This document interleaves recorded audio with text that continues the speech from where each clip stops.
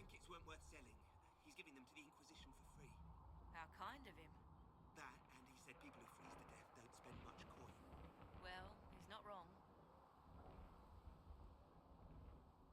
I didn't realize any of Leliana's Oxmen mercenaries were still here.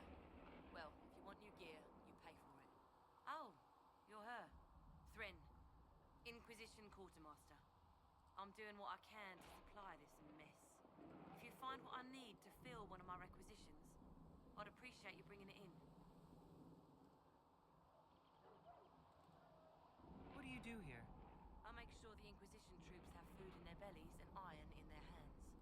Both are important. Lots of people expecting us to be heroes, marching all day to fight the demons. Turns out heroes need to dig latrines just like everyone else.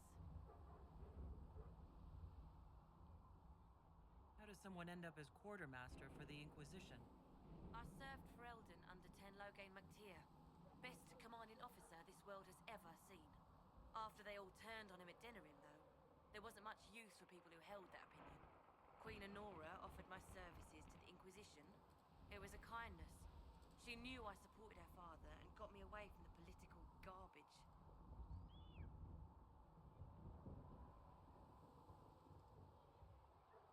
I understand Loghain joined the Grey Wardens after the Blight ended. Yes, a mercy, people called it. Serving the Order, they say he betrayed. He could have led Ferelden to greatness. Instead, he lives in exile, fighting Darkspawn until the day he dies.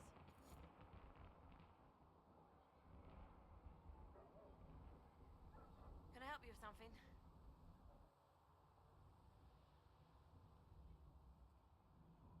What did you mean when you mentioned requisitions?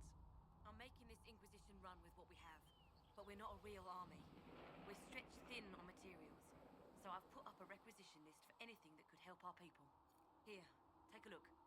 You find some iron and a good logging site, maybe Harriet can get our troops better weapons. If I have material for a special order, do I bring it to you? Just take it over there. One of my boys will take the materials or jot down what you found. Farewell. Make her go with you.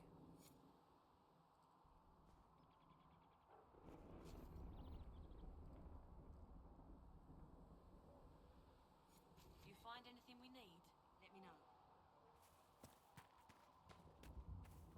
Too many wounded, and not enough bandages to go around. Start tearing up shirts then. If the Inquisition have pushed back.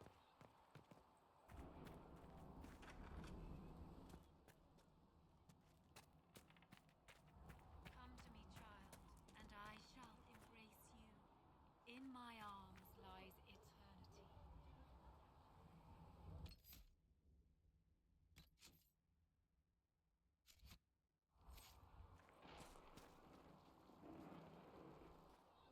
So, now that Cassandra's out of earshot, are you holding up all right? I mean, you go from being the most wanted criminal in Thedas to joining the armies of the faithful. Most people would have spread that out over more than one day.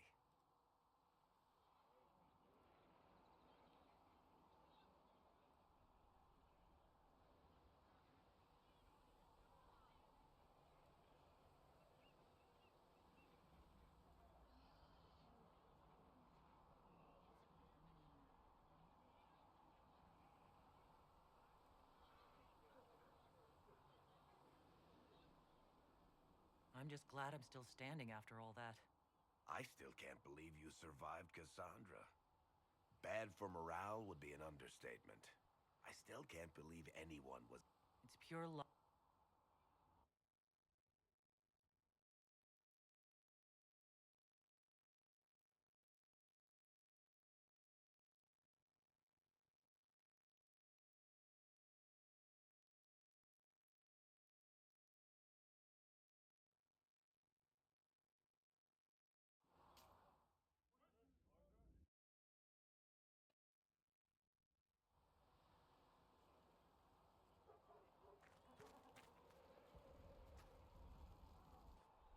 So, now that Cassandra's out of earshot, are you holding up all right?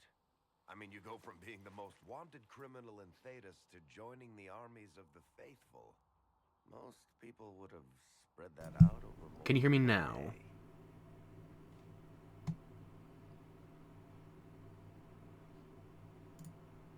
I have no idea what's happening anymore.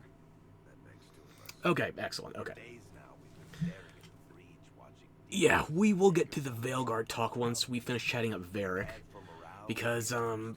I got some thoughts. Can't believe anyone The pre-release is starting to trickle in, and trickle, I think, is a generous word for it. Okay. That means I wasn't audible for the first 5 minutes of the stream, though, or first 10. Jesus. Is it worth starting over? No. Not particularly. Okay, Why did you stay? If it was that bad, why did you stay? Cassandra said you were free to go. I like to think I'm as selfish and irresponsible as the next guy, but thousands of people died on that mountain. I was almost one of them. And now there's a hole in the sky. Even I can't walk away and just leave that to sort itself out. What's the words for dripping diarrhea? I don't know the exact synonyms, but I believe the clinical term is anthem. Or Mass Effect Andromeda if you're feeling especially cruel. I was fortunate, it hasn't sunk in yet, we need to close the breach. He's not gonna like the stoicism. I was fortunate. It's pure luck that I escaped. Good luck or bad. You might want to consider running at the first opportunity. I've written enough tragedies to recognize where this is going. Heroes are everywhere. I've seen that. But the hole in the sky, that's beyond heroes. We're going to need a miracle. Okay, well, we could exhaust more dialogue for Varric, but if I'm so inclined, I'll return to it another time. Let's just go out for a stroll and go over some of these notes. Okay. Bring the notes over here. Alrighty. Now, I went through, 7, 8 different channels when I was getting the initial coverage. There's more that have been uploading recently, and there's some people that are even doing live Q&As. I might have to tune into one of those tomorrow. As it stands, though, I checked with Fextralife, Luke Stevens. Ordinarily, I don't like him, but I was trying to get the people with the most exhaustive coverage, and people are going to reference him. Wolfheart FPS, never heard of him until today. Outside Xbox, they're usually too sanitized for my liking, but I gotta give somebody a shot here. Kayla Elizabeth, I've seen the name before with some RPG customization. Game Riot, again, this one was Kayla and Game Riot. These were ones I was specifically looking into for character creators. IGN gets access. I think they are the most sanitized, but they got access. I got to look at it. The only one I actually follow of the channels that I was getting information from was Luality. And she's not a journalist. She's not, like, how best to phrase it? You go to her for personality. She's somebody I follow for challenge runs of the Souls games. Not really pre-release coverage. But I think she was giving as fair a shot as she could have, although early on in my notes it's just going to say this. No one's being pessimistic. I wonder if that was a condition of being invited to the pre-release event a few weeks ago. No, it couldn't be. No. There were strict guidelines on what could be disclosed. They were open with that. But it seems like everybody's being net positive, and I don't know if it's just me being defeatist, hopeless, but I can't understand how. Alright, so game release is in just over a month, so let's say the pre-release footage is representative at this stage. Access journalism? Never heard of it. That's right, it's completely fictional. Game release is in just over a month. It's supposed to release on Halloween. I think there's a deluxe edition or something of the like, that if you choose that one for pre-order, you can get it 3 days early? I'm not sure. What day is Halloween this year?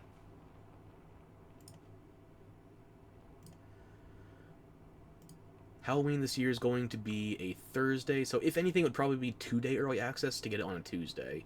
I don't have confirmation on that, though. But what I do have confirmation of is that people are somehow deluded enough into labeling a $60 release as discounted by AAA standards. I'm sorry, are we supposed to be sucking BioWare's dick that it's not $70? Really? Is that a point in their favor? Because that just seems like they know it's not going to sell at AAA price. Okay. So 60 USD is the big ass air quotes discounted launch price. Sorry, I just had to mute that. Hopefully my cough didn't come through.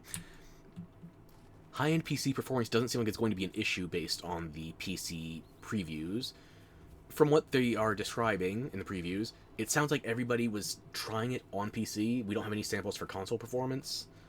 As far as I know, it's only dropping on PS5 and Series X. I don't think there's anything in the way of a PS4 or Xbox One release. So they are trying to avoid potential performance handicaps. Choice is allegedly much more impactful and common. One example they're giving is that in the introductory section, basically the tutorial for Act 1, you have to choose an NPC that will support you in such a way that they get injured.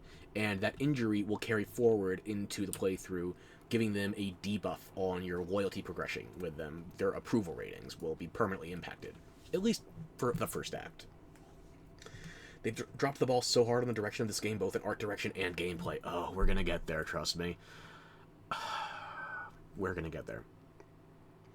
Choice is allegedly much more impactful and common. The one example everybody's giving is that one of your teammates gets injured in the prologue, or the tutorial, however you want to phrase it. And they're also describing that, based on the save states they were given to preview, that there are some choices which are... I'm trying to go back. What do you call it on woman? Anyway, the way that people are trying to describe the save states that were available in the preview event, they were saying that there are choices that are immediately consequential, as you would expect in older Dragon Age games. 2 is probably the most immediate impacts on choices, although the least impacts, but most immediate impacts. Inquisition, Origins, you can make your arguments there. But there are a lot of references to your character's origin, and also your, not class in particular, but more so for your race choice. Oh, I have my Spidey sense now. I should look around. Okay, what was I saying, right? Allegedly, more choice and more often. That's one of the things they're putting out there. But when you get to the vibe, the visuals, as well as the dialogue, it's not dark action fantasy anymore. It's safe dark. You know, the same way that, I don't know how to say, like, Lady Demetrice in Resident Evil was considered safe horny, versus Bayonetta in 90% the same outfit in Bayonetta 2, 2014. How many years ago was that? 8 years before Resident Evil 8? That was considered malignant. That was considered malevolent, even. So, it's just a matter of whether the political zeitgeist of the present will allow the current form to be dark enough. And I gotta tell you, when we go into some of the elements that are just goofy and downright stylized, I don't think they can be a dark RPG. I don't buy it.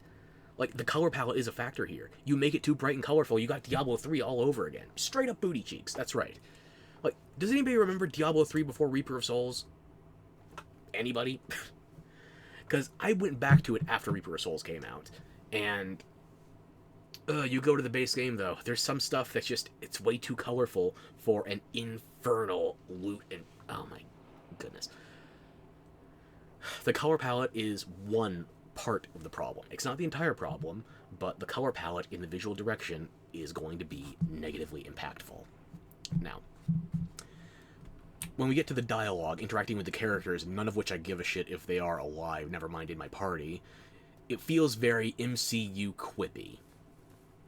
And I'm not talking like good MCU quippy, like you go back about 10 years, maybe even 16 if you want Iron Man 1. No, I'm talking about modern Marvel Cinematic Universe quippiness, where it's like, yes, yes, all well and good. Now, back to the plot.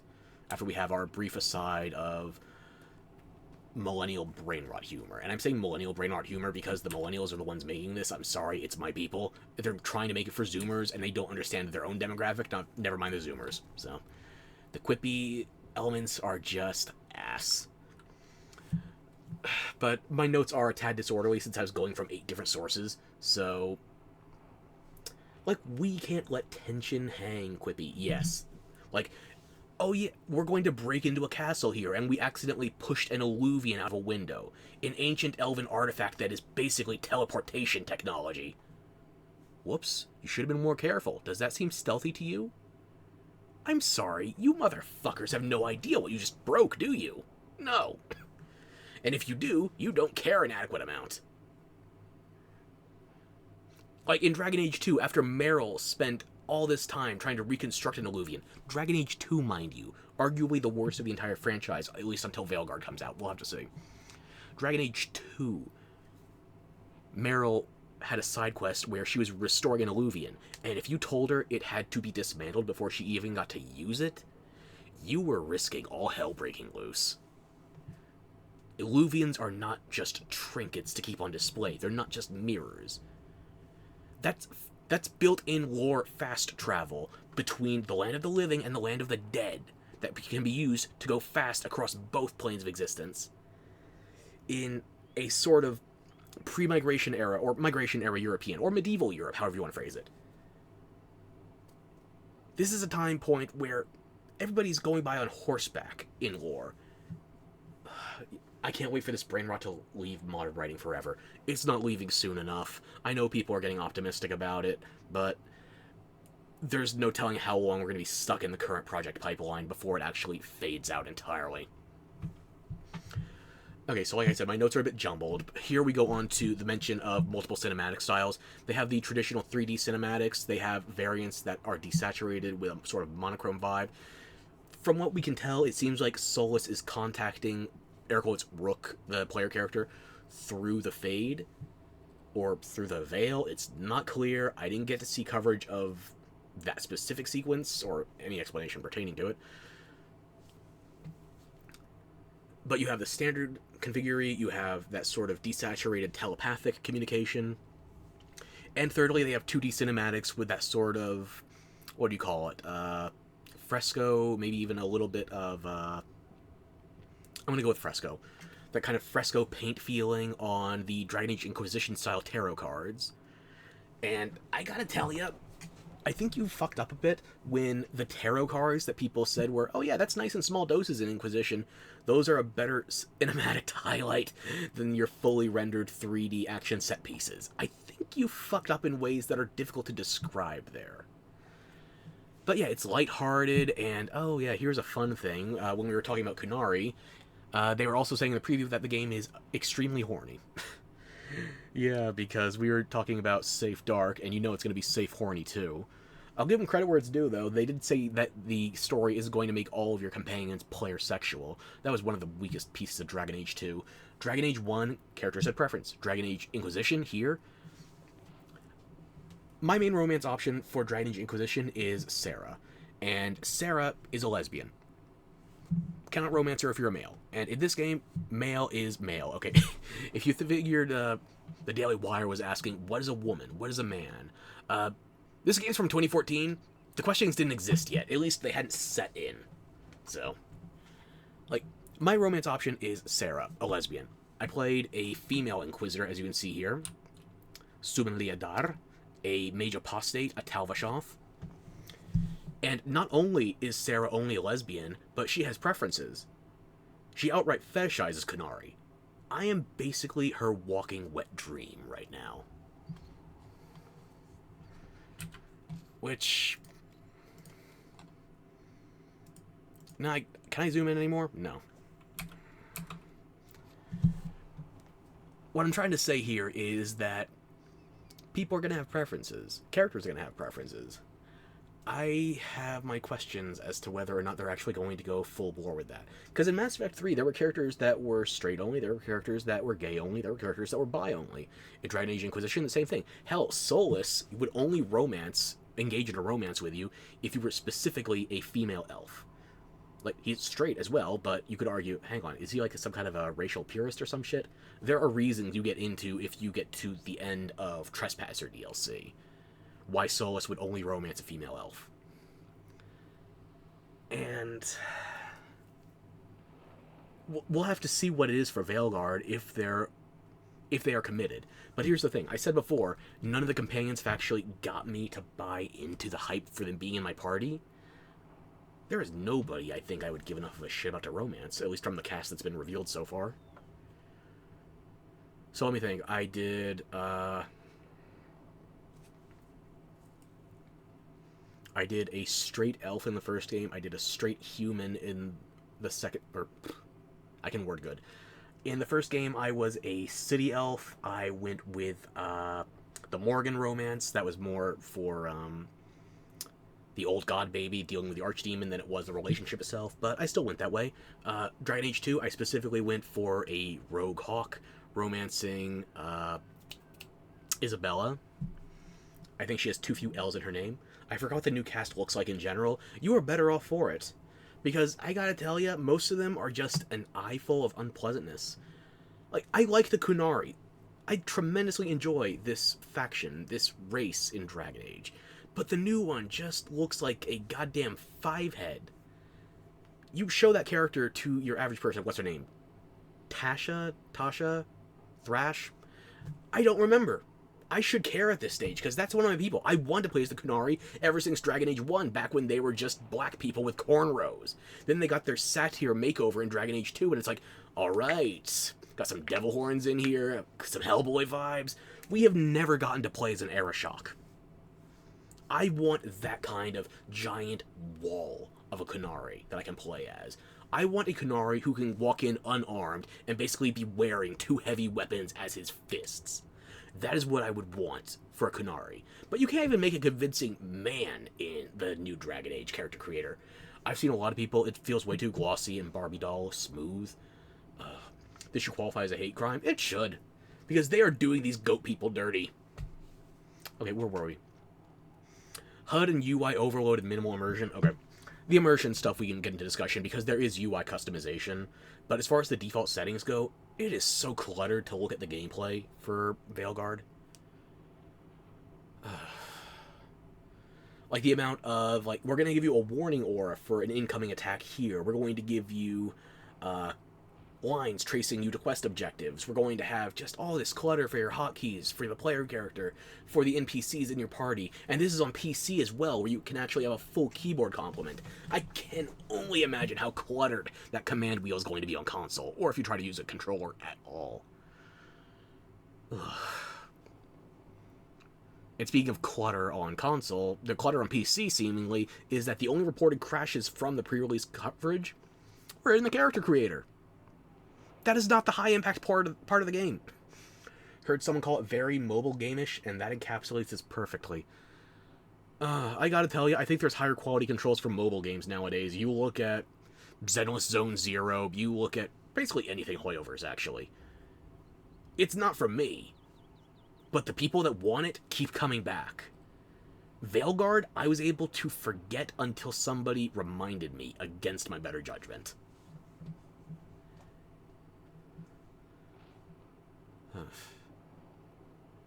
Like, I don't know anything about Zenless Zone Zero. I played for 2 hours. I put it down. It wasn't for me. But if you want a very casual hack-and-slashy kind of game with... how best to describe it? Just the Hoyo flair, the minigame vibes. It will give it to you. What Dragon Age is giving you right now is basically... I have this further down in my notes. Let me see, where did I write it down?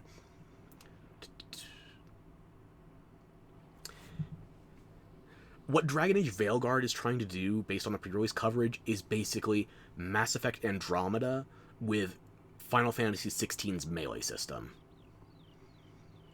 Those are some bold combinations you're making, because for all the shit I will give Mass Effect Andromeda, it improved the platforming and the combat compared to Mass Effect 3. Mass Effect 2. I default to Mass Effect 1, but it's the most KOTOR-like of Mass Effect. If you want to just go straight for the combat, I think you would be better off going with Andromeda, yeah. And the platforming especially, where they added the jetpack. And Dragon Age is not known for its platforming. The melee in Dragon Age is, it's tab targeting. Dragon Age Origins, I compare to KOTOR to its benefit. I like KOTOR. I like Dragon Age Origins. They are moving away from tactical RPG. They're moving away from dark RPG. They want to go for very entry-level friendly action RPG. And I'm going to give them a point in their favor here, actually, because they are making it sufficiently entry-level friendly that they have custom difficulty on launch. In Inquisition, we didn't get that for a while. We were missing a lot in Inquisition on launch. So it seems like they're putting in more customization in Veilguard. I'll have to return to that topic, though, because I go into the character creator in a lot of, well, frankly, anal retentive detail. I like a good character creator. I will waste tens of hours in a character creator. I spent 30 hours in Dragon's Dogma 2's character creator before the game even came out. Does that tell you how obsessive I am about character creators?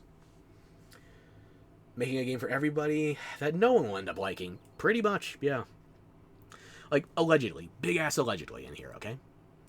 Allegedly, based on people talking to the developers at the preview events, they were saying that, big-ass allegedly again, nobody on the team wanted that first trailer to come out. They didn't think it was representative.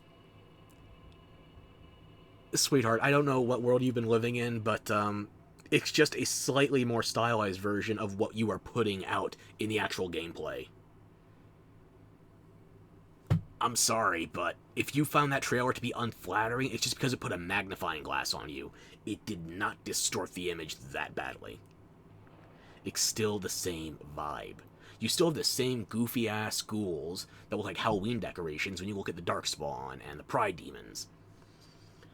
Yeah, let's just go back to the list so we can try to resemble some sense of order here, and then I'll break it again later. Dialogue wheel returns. It's not a surprise. I'm not happy about it, though. Because this means your tone, your inflections are preset for you. There is no RPing in here for you to play the character how you feel it would be played out. There are definitive set options for the emotionality, for the performance, if you will. Ever since we got voice characters. You know, I'm going to do it. I'm going to blame Shepard for this. This is all Mass Effect 1's fault. It worked in Mass Effect 1. It didn't work for Dragon Age 2. It railroaded Hawk. There's a reason Dragon Age 2 is my current least favorite Dragon Age game. Because I felt like I couldn't be my character. I had to play for Hawk. So, yeah, you get your same emotional inflections, humorous, stoic, positive, negative, weepy, bitchy, you name it. And if we're talking about the dialogue being linear and restrictive, that seems like it's carrying across with the level design as well. Same thing happened to Fallout 4. Oh my god, it happened to Fallout 4. After Fallout New Vegas 2, Obsidian, in a year and a half, put Fallout 3 to fucking shame.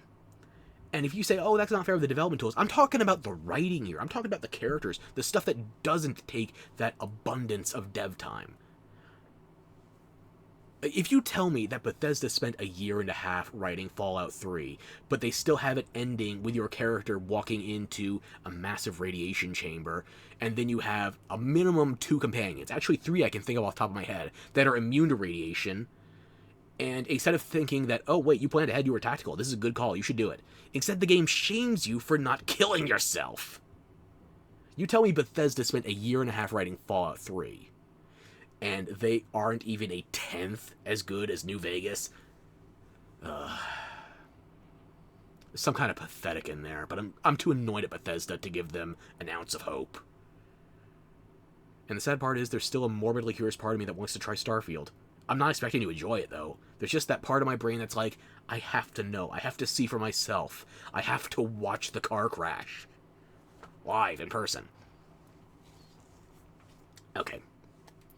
So, level design we were talking about. They're moving from the more open world style of Dragon Age Inquisition to something that's more open zone. Compare this to, how to say? Compare this with something like Monster Hunter World to Monster Hunter Rise. Less expansive, more linear. Actually, no. That's doing a disservice to Monster Hunter Rise. Monster Hunter Rise is not my favorite Monster Hunter game, by the way. I think I would have to go to compare it to something like, oh, maybe this is unfair, Devil May Cry 5. And Devil May Cry 5 I love. But if you're comparing open zones, like in Monster Hunter, to a strict level progression, like a Capcom DMC, something is goddamn narrow there. Something is stripped down. And they're saying hopefully the moment-to-moment will be improved there. But then they don't have those moments highlighted in the pre-release footage. Like, I saw some dude with a dwarf rook. He was just pushing a lever around a pillar, and he's like, is this the highlight? And I don't know if he was showing off jank, if he was trying to be sassy, but I can't think of anything that was more impressive than it. Really.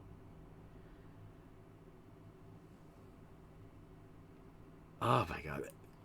Talk about the fantastical cutscenes there, hopefully impressing you since you're much more railroaded. One thing that they did show off in an allegedly darker scene was a character that was bound up in black tendrils. It looked like some kind of blight spawn, or dark spawn had them blighted. And regrettably, it feels tame. I call it safe dark earlier, and I'm reiterating that.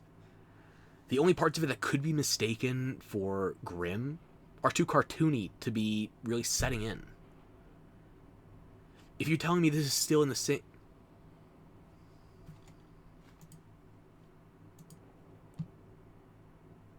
Well, something broke. Let me see if I can restore that connection.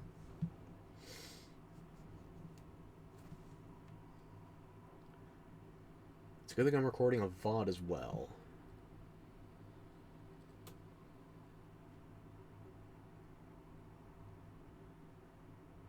Okay, and let's see here. It looks like we are live again. Preview window is mildly fucked. Okay, we're back. Where was I? Thankfully I'm recording the VOD separately as well. Okay. What was I saying before it dropped? Like, it's safe dark. Thank you, yes, I'm back. Okay. It's safe dark. I don't buy that anyone is in any kind of peril in the game, because when it does seem like they're trying to push the limits on the darkness, it's too cartoonish. There's no grounding. Like, look at the Pride Demons from Inquisition versus Veilguard. It doesn't look like an animal anymore. It looks like a Halloween decoration. Look at the Darkspawn.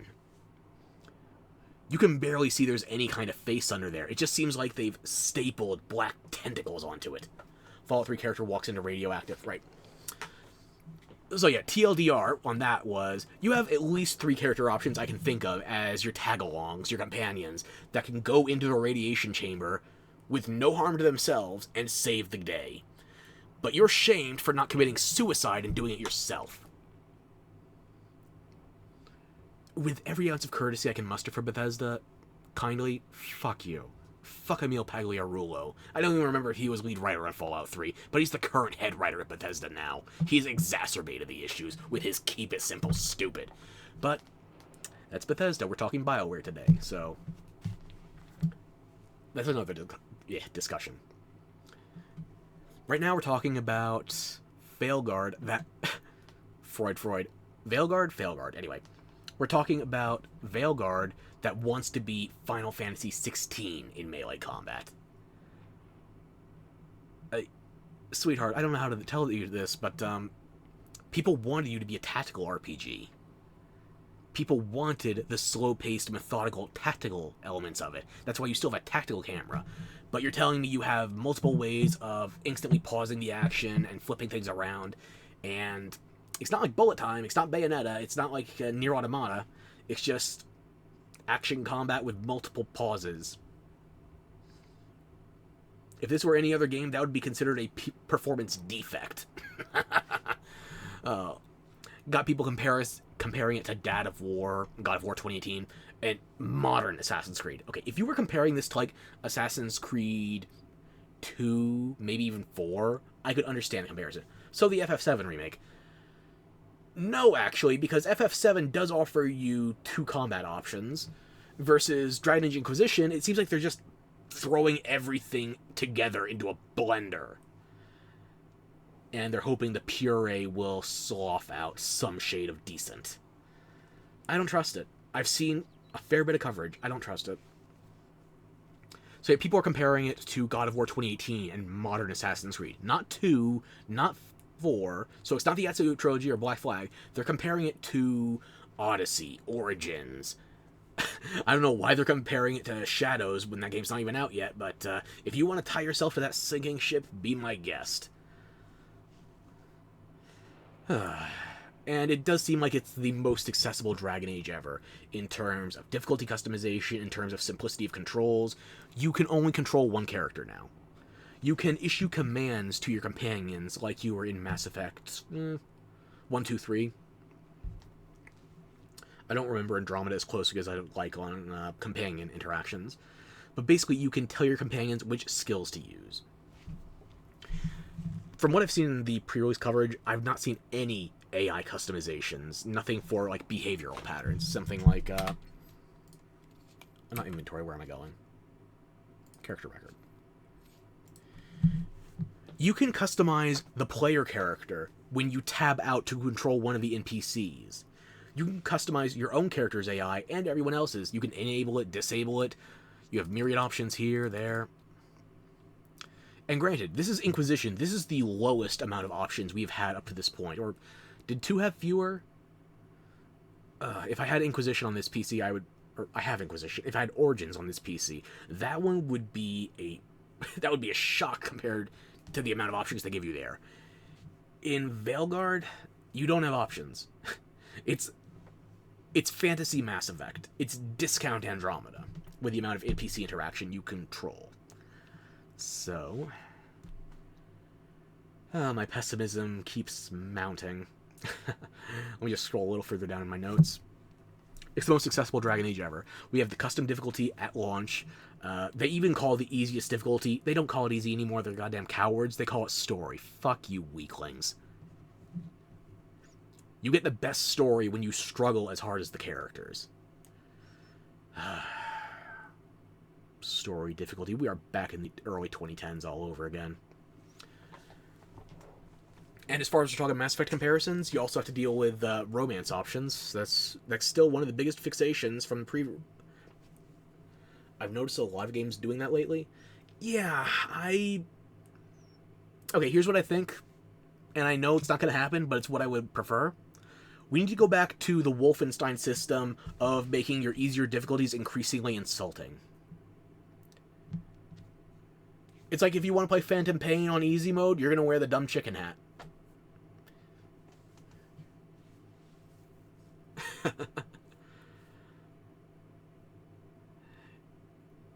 Dragon Age has not done... I haven't tried the final update for Inquisition where they added the trial modifiers, basically the Halo skulls.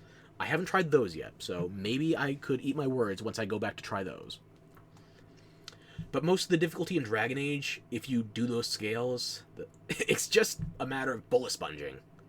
Like, you deal less damage, enemies deal more.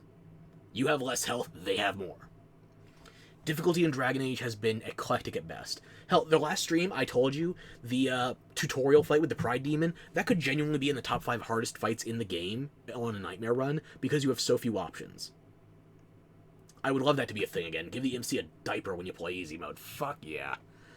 Now if you want diapers for your MC, you're gonna have to go to Yakuza. Which, hey, maybe wearing that will fit, considering it looks like Netflix is about to shit out a Yakuza adaptation, too. Ugh. Anyway, we were talking romance options before I don't know where my segue was going. Anyway, romance options. People are trying to bring it to the forefront. The pre-release coverage really likes their goddamn horny bullshit. Can I tell you something? Dragon Age Origins, my primary focus with the romance was to not kill myself when fighting the Archdemon. Dragon Age 2, I did the romance because I was bored. Inquisition was the first one where it's kind of like, I want to try this, see what it's like. For more than just shits and giggles. And I chose the romance that everybody either loves or hates, and more people hate her than love her. I'm honestly sick of romance in games. Okay,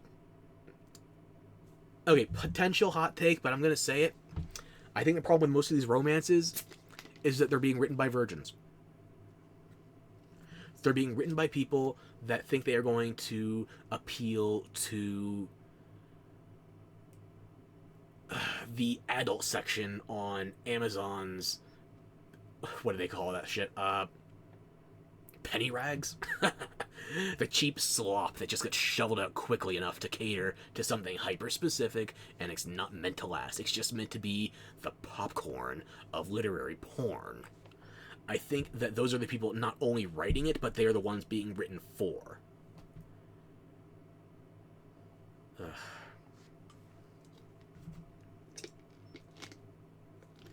I'm trying to think of the last good romance I had in the game.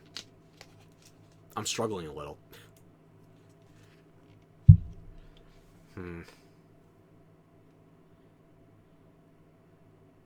You know what? I can say this unironically. FF16? I have not played FF16 yet. You've recommended it to me before. I have to get on that. Especially with people saying that Dragon Age Veilguard is supposed to be like it. No, I need to actually explain in detail how that's fucked. It was scripted, but it was well fucking done. There you go. I'll take that. I don't need a customized romance if you can just tell a good one. You think I'm playing in an RPG to get into a relationship? I'm getting away from the real world.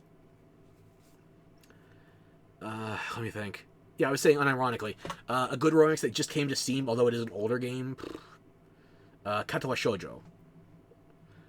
That just got ported. Was it last month or 2 months ago? Some genuinely good romance in there. I'm not saying it's 100% solid. Okay? Some paths are better than others. But of the, let's call it 5 choices, 6 if you count the joke/bad ending, I'd say there's at least 3 good ones. Not great, it doesn't have to break new ground, it doesn't have to knock your socks off, but it's at least good. And you know the only way that happened? It wasn't in a professional, big AAA Studios writer room. No, that was a bunch of 4chan incels writing a fetish game about cripple girls. You talk to your average person who's seen anything about Katawa Shoujo, they're going to go for that one edited screenshot meme that is like, Jesus Christ, did your mom give birth on a minefield? My favorite romance system was the old Fire Emblem. I have still never really sunk my teeth into Fire Emblem. I gotta get into the GBA ones, like you were telling me. But yeah, Katawa Shoujo actually had good romance. Oh my god. Am I disconnected again? Something broke.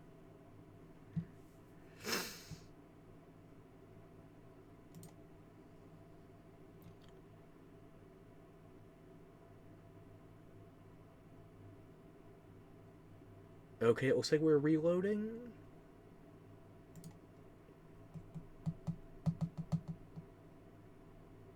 Okay, are we reloaded now? Okay, it looks like we're back. Okay, sorry about that. My internet decided to be dog shit tonight. Yeah, what was I talking about? Cripple Girls. Katawa Shoujo. Unironically, one of the best romances recently put on Steam. And it was like a 10, 15-year-old game done by a bunch of 4chan fucking incels. Specifically fetishizing the handicapped.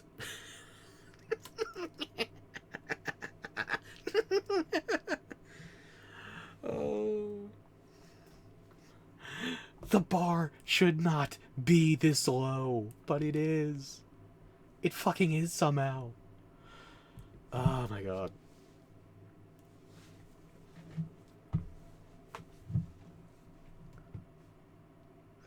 Anyway, and they wonder why Jesus isn't back yet.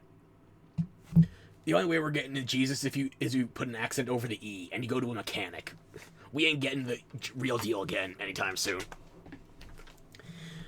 Anyway, we're talking romance options.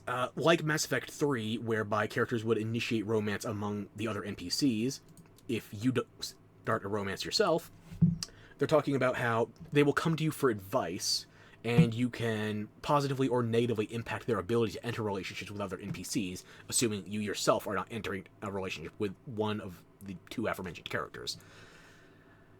They don't want to outright say you're sabotaging. They were dancing around it, but that's pretty much what they're saying. It's like, oh yeah, if you want to go out with this person, you have to make sure they can't get with this other person. I'm cock-blocking everybody? Oosh, yeah. I do think that if we were comparing this to Mass Effect 3 and I was giving them the benefit of the doubt,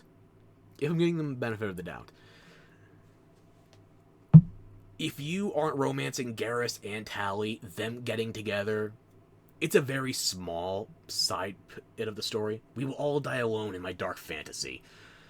That would be the only dark part of Veilguard, as far as I can tell. At least... Now, there's enough Tumblr refugees going into Veilguard now. I think that everybody dying alone is probably just going to be upper triple digits. What did Dustborn get? Maybe Concord.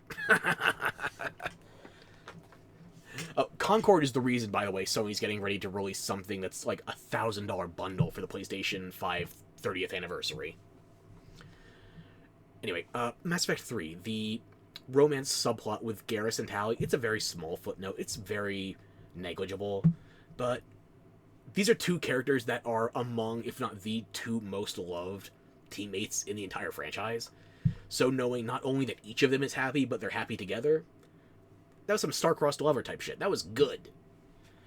But that was also back in, let me think, 2012? Yeah, I think 2012. Mass Effect 2 was 2010, give or take. Yeah, Mass Effect 3 was 2012. 3/7/12, I think? I don't need to remember exact release dates for this shit.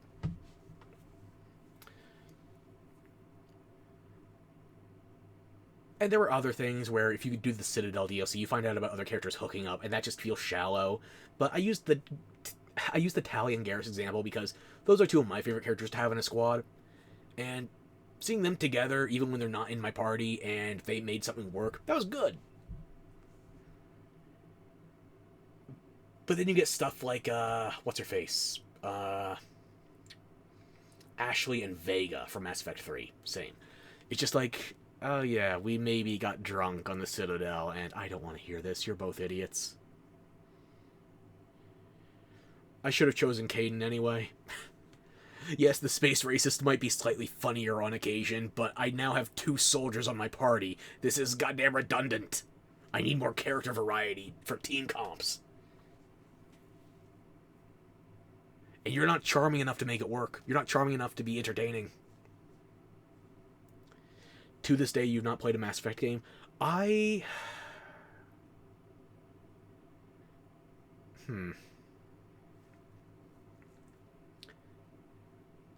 can still recommend Mass Effect 1, provided you enjoy the sort of KOTOR tactical RPG. Because they started moving towards some third-person shooter elements, but I would say still more KOTOR than Gears of War. Mass Effect 1 I have no problem recommending. Mass Effect 2 is where things start to get a little iffy. I still consider Mass Effect 2 the worst of the original trilogy. Even though people fight me on that one, they think it's the best, I think it's the worst. The story tanks to the bottom, absolute minimum. And then Mass Effect 3 is kind of the middle ground, where they've made the most improvements to combat, and the story is trying to wrap up a lot of loose threads. They do not succeed. Even with the extended ending DLC, they do not succeed, but they tried. So I would say Mass Effect 1 is still a sufficiently competent adventure without anything else in the trilogy. You could definitely try Mass Effect 1 safely. Mass Effect 2, Mass Effect 1 is mostly not necessary, but there are some bits you're going to be confused on if you don't play it first. And Mass Effect 3, it doesn't pretend its story matters for the most part. You're just kind of going from objective to objective. That's one of the weaknesses, I think. So yeah, I would say if you're even remotely curious about Mass Effect, try the first game. You can usually get it dirt cheap. If you get one of the more recent releases, I would say go for PC. That way you can get the Pinnacle Station DLC. It's not actually included in... Just realized you barely played any space sci-fi games. You're missing out. There's more stuff I could recommend beyond Mass Effect, but I'm going to have to get through these notes eventually. Okay. So we talked romance. You want another Mass Effect comparison? The way the abilities are being reformatted? Primers and detonators. This is Mass Effect 2. Primers and detonators, having to set up a status on one ability and then activate it for an explosion of rapid damage on another. It's Mass Effect 2. What else do you want me to say? It's setting up a shield drain and then popping an overload. Dragon Age is not meant to be Mass Effect. But then again, BioWare's been fucking that up ever since Dragon Age 2, where they brought in the dialogue wheel. Oh yeah, people like this in Mass Effect. It'll fit good in Dragon Age 2. It didn't. It just made you turn Hawk into a joke. Sounds kind of boring, yeah. And it's not like you have to use those combinations, but that's what it's designed for. And that means that's what's the ideal highest difficulty it should be scaled for. Because you're meant to set up and then proc. Reminds you of your Season 1 D4 Sorc. I don't even remember what I played in D4 Season 1. I think I had a Druid. I only got to like level high 60, low 70. I'm going to go back to D4 before Vessel of Hatred drops. But I got to get in some time with Dragon Age because... Actually, is Vessel of Hatred coming out before or after Veilguard? Problem for later. Wasn't saying right. Primers, detonators, again like Mass Effect, and it looks like the dialogue is also going to be very heavy on lore dumps. And this seems like a vote of no confidence from the writers, because the only reason you would put lore dumps in a game like Dragon Age is if you didn't expect people to do this. The Codex. You have a goddamn Encyclopedia Britannica hiding in this menu. You can learn about anything or anyone you want. And this is, like, only just after the tutorial in Inquisition. There's a lot of stuff to unlock. A lot. Every category. If I slowed down to count this, I could probably tell you there's at least 400 or 500 entries here.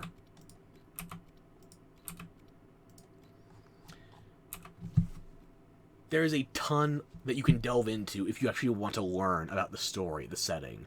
But it seems like the lore dump is for two reasons. One, they're assuming nobody gives a shit about the Codex. Nobody actually reads the goddamn notes. Or two, they're assuming the people they're getting into Veilguard haven't played any of the previous Dragon Age games. I think that is probably the best guess, honestly. Because if you told me a Dragon Age 1 fan wanted to try Veilguard, I would say that's a bad idea. Because those are two very tonally and mechanically different series. Or it does feel like whole separate series at this point. I'm an Origins fan, probably first and foremost. Inquisition probably second, and then 2 is at the bottom. I don't see a solid segue for how Origins goes to Veilguard. I don't.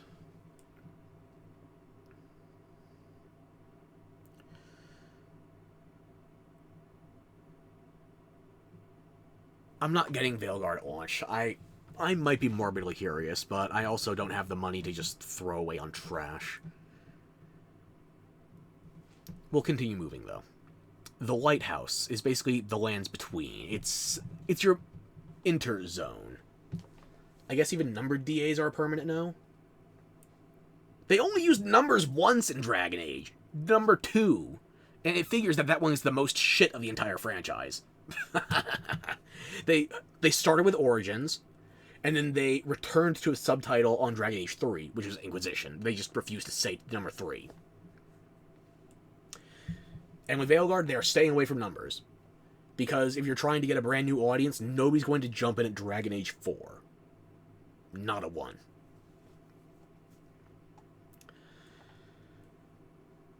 The Lighthouse, basically the lands in between, it merges all of your separate zones so you can teleport between the linear levels.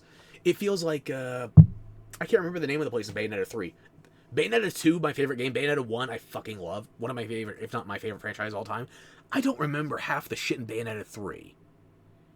If that's the vibe you are making me pull from, I don't have strong enough negative adjectives to air my concerns politely. I think you just done fucked up. And then we're talking difficulty here. This is something they took from Andromeda, as far as I can tell. They don't have the same like loadouts where you can keep 3 skill sets at a time, but you can infinitely respec your skills at any time. What? Cowards doesn't even begin to tell you that one. Dragon Age Inquisition, we thought this game was generous with respecs because you could infinitely purchase respecs.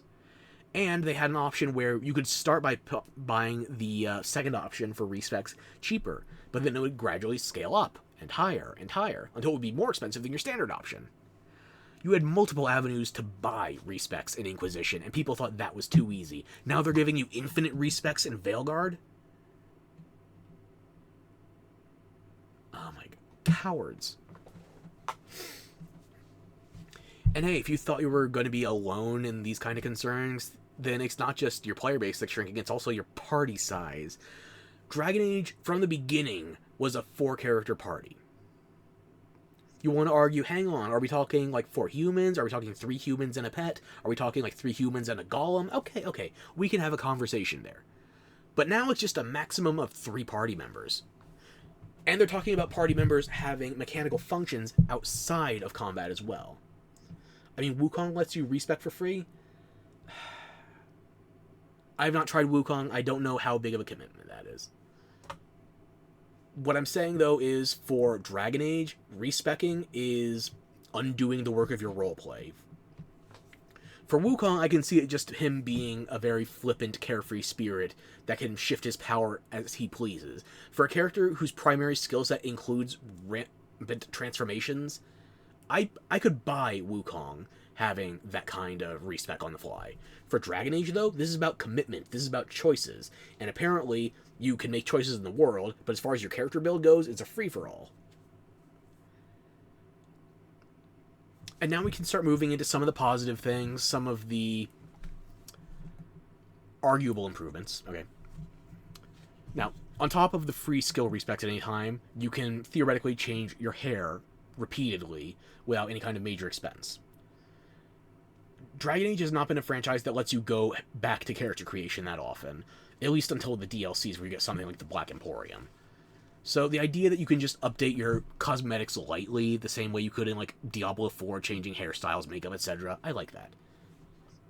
If you want to change your hairstyle and match a certain outfit, your certain armor, or you just want to RP that your character is, I don't know, getting increasingly deranged haircuts or going bald, or decided to go on an adventure to find themselves and came back with blonde dreadlocks. You know what? Someone at BioWare might yell at you for that, but I'm not. You have fun. Here's another thing that I think is actually a benefit for the UI. And this is actually the first benefit for the UI. I told you my notes are not in a tremendous order here. There is increased segmentation to the health bars compared to Inquisition or previous Dragon Age games. Like, Inquisition's probably been the most segmented up till now. But if they're pulling from Mass Effect elements, then having the segments in the health bar means you're going to have more readily communicable segments that you can heal by. And also, if they pull from Mass Effect, especially in the lower difficulties, individual segments could have regenerative effects. They should copy Old Fable. That would not be terrible. But even modern Fable is not ready to copy Old Fable. So, my optimism is in the negatives for everything right now. Okay, and they're also adding a photo mode as well. I don't like the visual style they're going for with all these Pixar elements, but you're telling me that this game has gotten so much controversy on the visual design and you're adding a photo mode?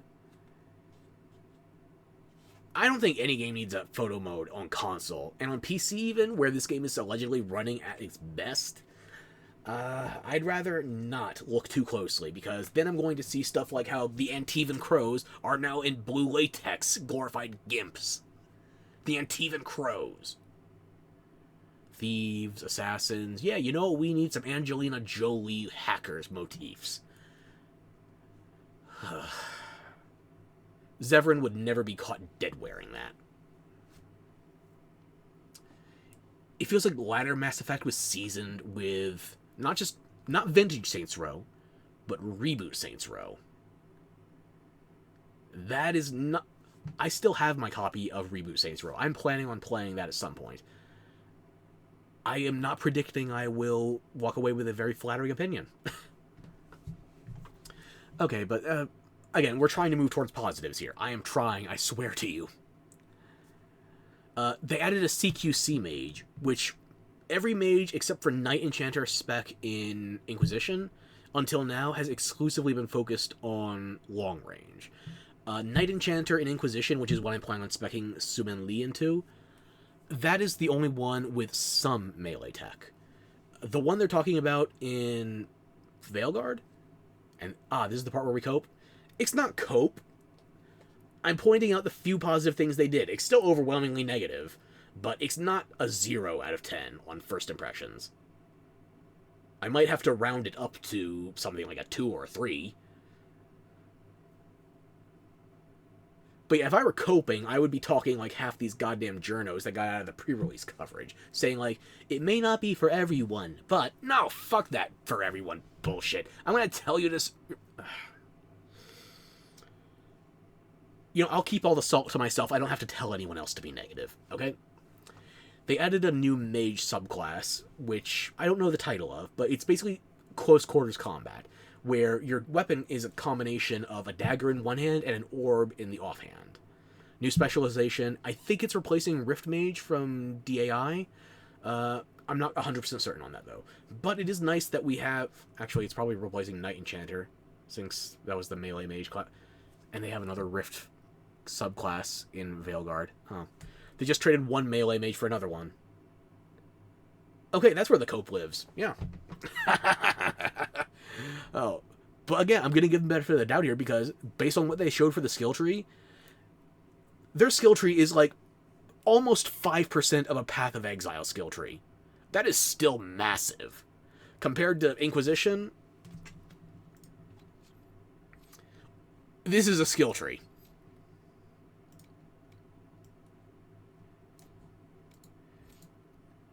These are skill trees from 2014. Oh, fucking hell.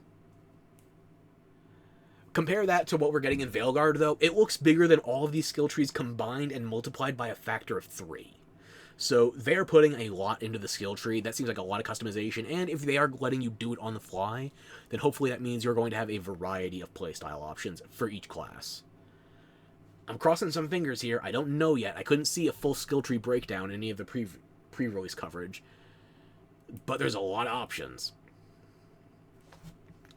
And for the tracking of your choices in game, it seems like they are now going to directly communicate more than just whether your character is approved or disapproved on options taken by your party members.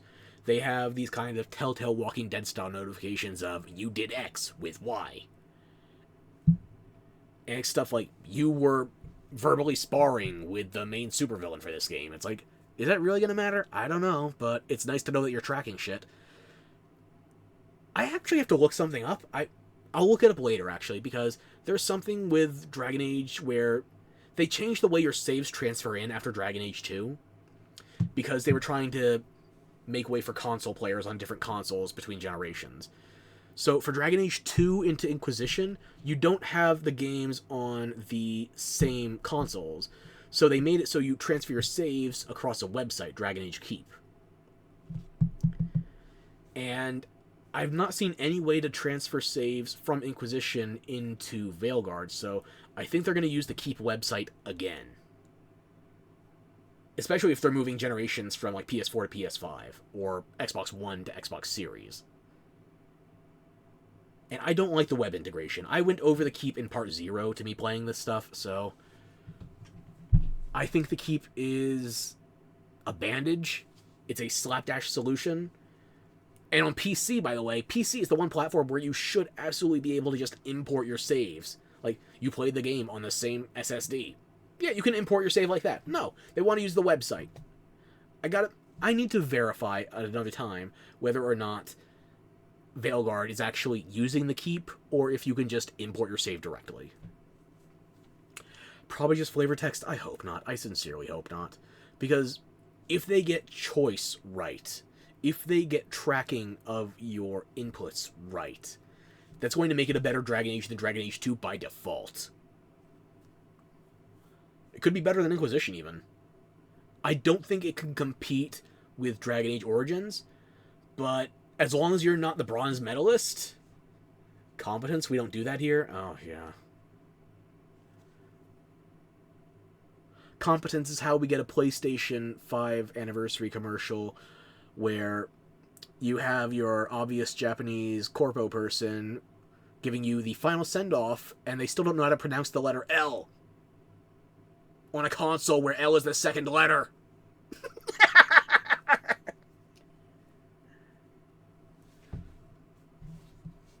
Oh. It'd be sad if it wasn't so hilarious.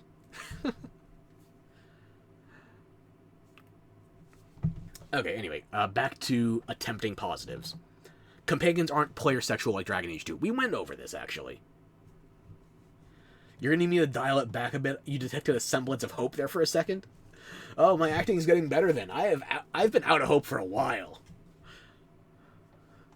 If I'm going down with the ship, then I got a goddamn inner tube. I'm gonna surf and turf. And by surf and turf, I mean I'm going to be caught in the riptide, and then when I finally land, I'm just going to be crashing into rocks. I need to steal a line from, of all fucking things, the Super Mario movie. Hang on. It's a line from one of those star plushy things that Rosalina has. What is it called? Illumin. Hope, like time, is an illusion.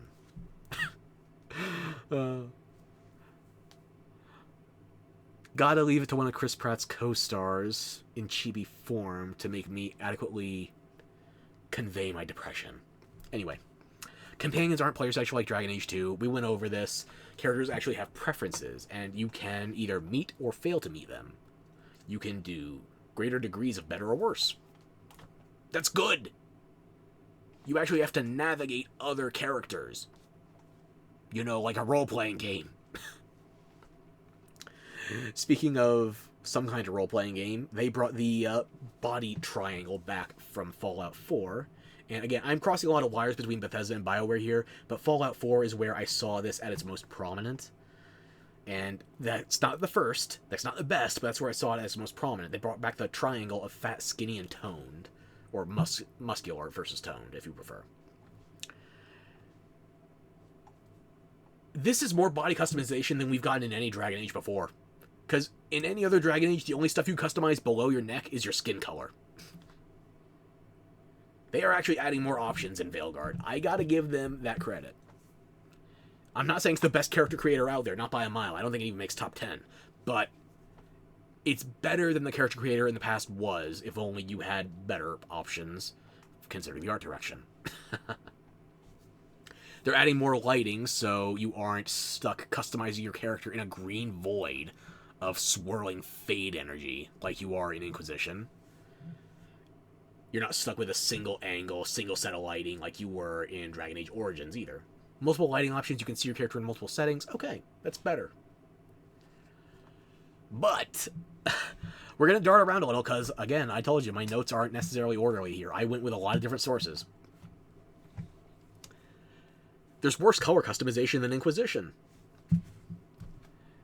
The way you could customize multiple sliders on a color wheel in Inquisition, instead Veilguard is going the route of, we're going to give you a select number of color options that is inconsistent between categories. So like hair color, eye color, skin color. Yeah, we're going to give you some presets here. And then you can change brightness and shading.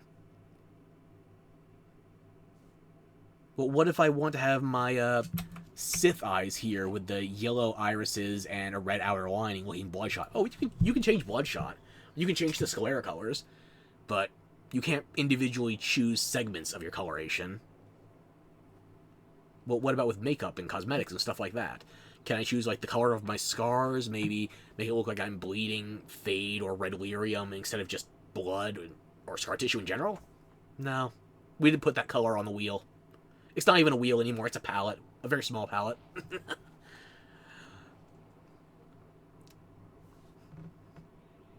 Well, what about hair colors? Same deal. You're going to get more options, but not necessarily as many as you did in the first game. More options than other categories, though. Well, at least they added glitter to the lip gloss. That was one of the biggest things I saw people fuck up in character creation for Dragon Age Inquisition back in 2014. You'd go through the character creator, you don't realize what kind of light effects you're being impacted by. You walk out and suddenly realize it was your character ate a tube of chapstick. You will get less and you will like it. I mean, at least if they were going the Dragon's Dogma 2 route, where if you want more fantastical colors, you have to unlock them later in game, I would get that. I would understand. But I actually have to give Inquisition credit here because it was more and better. And there's some things where they give you sliders I just don't understand. Like, they give you a cellulite slider. You already have a fat option in the triangle I mentioned earlier. Why do we need cellulite? And for that matter, why do we need... I thought this was a joke the first time I saw it. I thought somebody was shitposting me, and they stole this visual from the... I thought they stole it from the South Park game. No. You're not ready for this, no. There's a melanin slider. There is a goddamn melanin slider.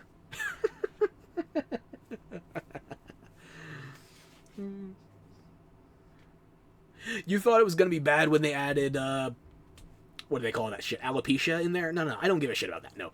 They added a melanin slider. Can't you just have, like, saturation and brightness settings for the skin colors? No, we don't want you changing your skin colors that way. No, we're going to instead just add a melanin slider. What the hell? They added chest and bulge and ass sliders, but the chest and the ass don't go far enough. And the bulge, they don't put the kind of oomph into it that you really need to RP an absolute slut, considering how horny this game wants to be. And I say that as somebody who is maining a goat.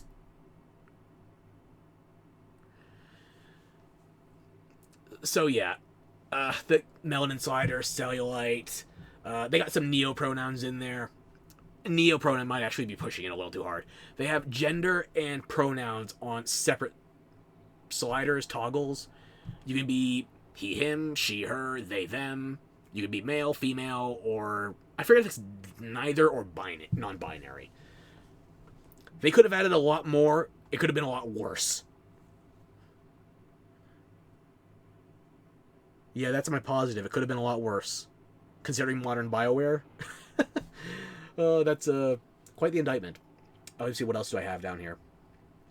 Oh yeah, they added surgical scars for breast removal of transitioning.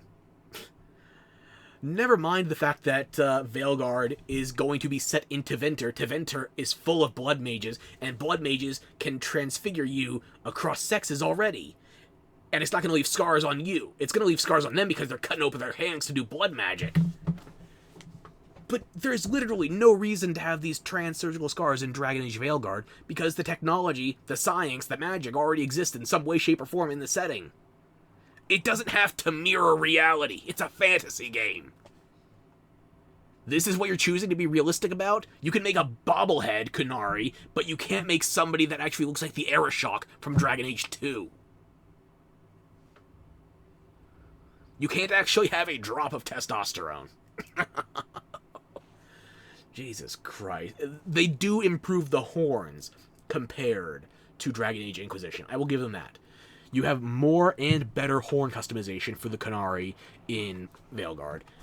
But you also have to deal with the fact that, look at my character right now. The forehead's a little bit much for this Qunari, right? That's what you think. No. In Veilguard, it's going to be twice as tall. I don't even think I'm exaggerating there. You need to be a literal 5-head to play a Qunari.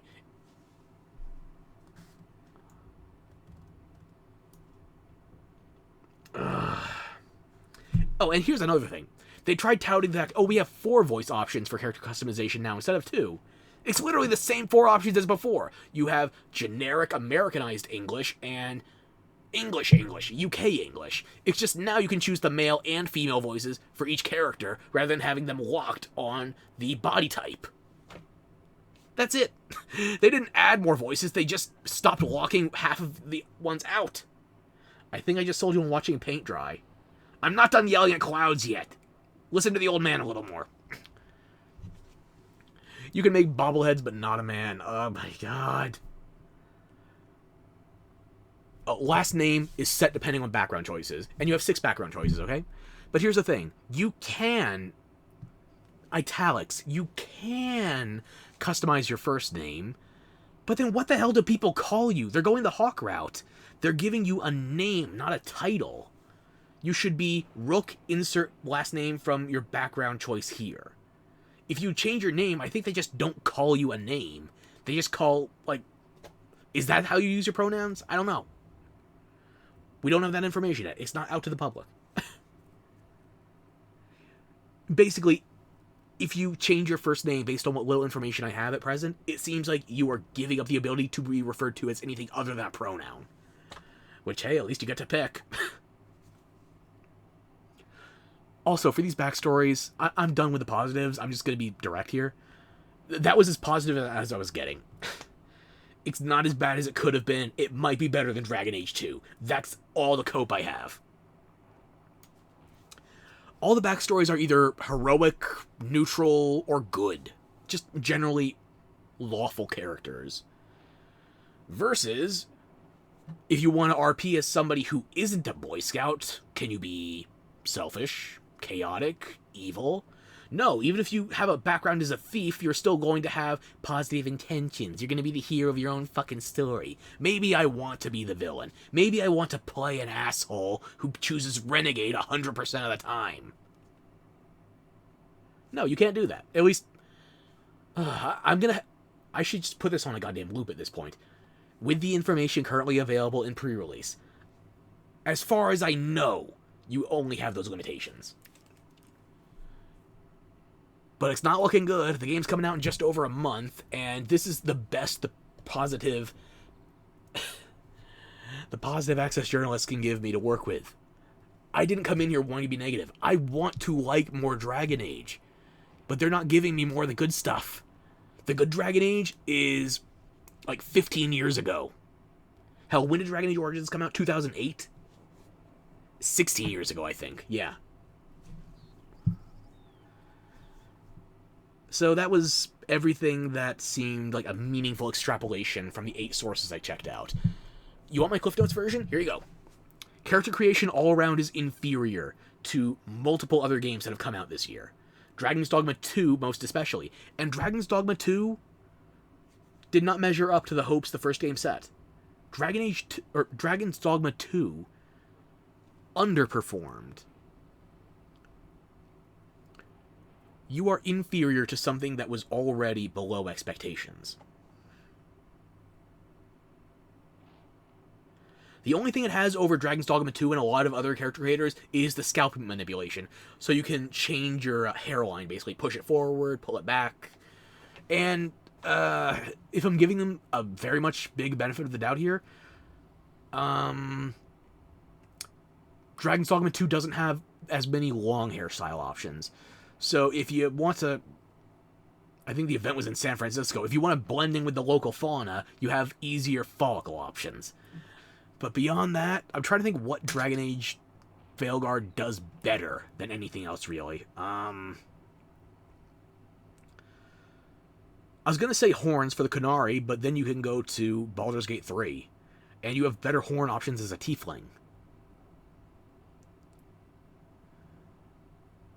You have more horn options as a tiefling. Unless, I didn't get to see this in the character creation previews, but it probably is still in there. They're saying you could change the material your horns are made out of, or the types of metals you have as your accent pieces.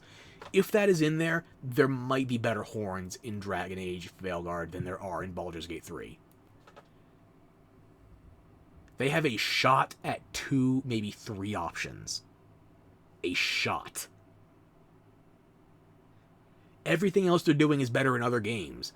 Better than older games in Veilguard's own franchise. Oh my god.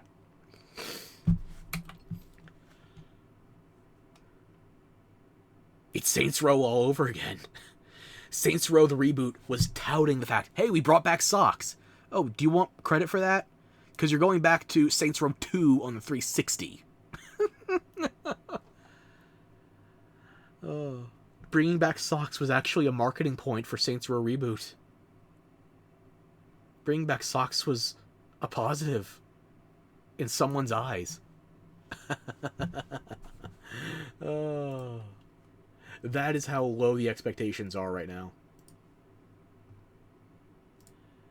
That's basically all my notes. Let me just move some shit around here.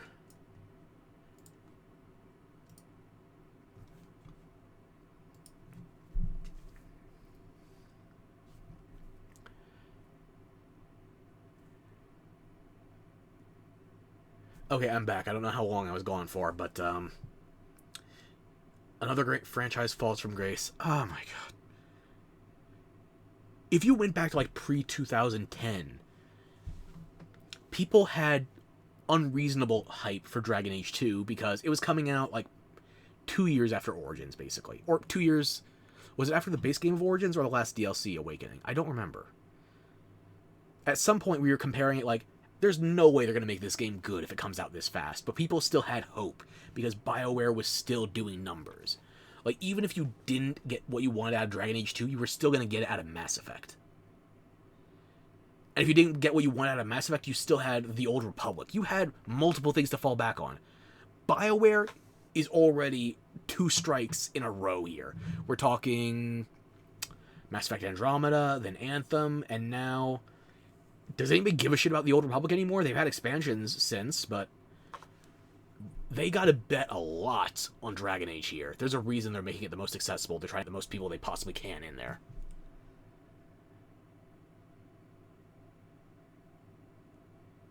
Yeah, I think BioWare's just kind of...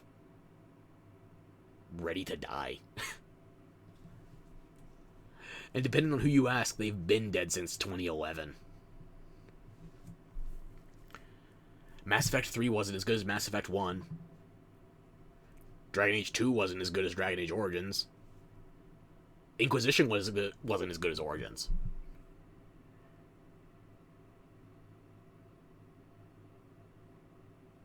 Yeah, BioWare, all the talent that was responsible for the classics, early Mass Effect, early Dragon Age, KOTOR, they're all gone.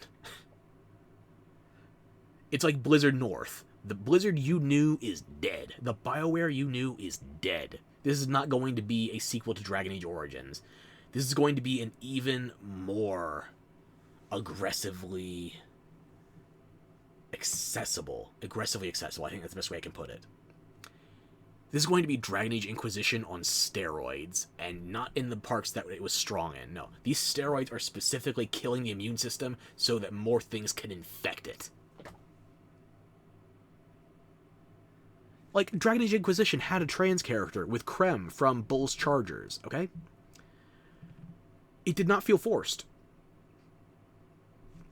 Meanwhile, you're adding transitional scars in Veilguard, and I'm like, who the fuck wants this? Like, 5 people on Twitter that are going to yell at you no matter what you give them? Who wants this? Who wants this that's actually going to give you money? Nobody.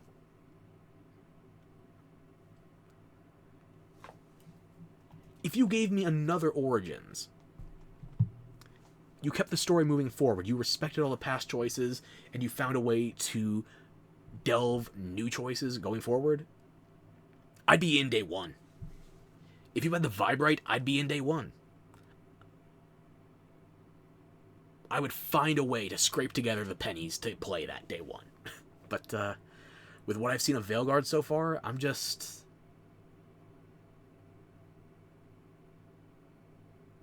disheartened, disenfranchised, disappointed. It's times like this where I think back on Immortan Joe watching Nux fail to get back on the war rig, and he doesn't say anything along the lines of cursing him to an eternity of damnation. No, he just calls it outright mediocre. And that's what Veilguard looks to me. It looks mediocre. I've seen better. I've played better. I currently have proof of better from the studio's past releases. What's coming? Ugh. The only way Veilguard is coming with any degree of satisfaction is if they change the spelling of coming. Just go back to the style of DAO, dark, depressive, and tactical. That's becoming an indie niche at this stage. I think, what's the game called? Forever Winter, where it's basically what Fallout tonally would have evolved into if they stuck with Fallout 1. Maybe a hint of Fallout 2. But Fallout 1, Forever Winter hits the vibe right. It is dark, depraved, and there's just some messed up shit that is accepted as normal. Like, oh yeah, there's a dog over there chewing on a severed human hand. Yeah, he needs protein. It's not like a major thing. It's just, it's there. Like, hey, why do you have, like, a half dozen corpses crucified on that crane? It's a counterbalance. And if any birds get up there, they're gonna weigh as much as whatever they're eating, so, yeah, sure. It's the best counterbalance we have right now. We need to use every piece of the buffalo. You know how it goes?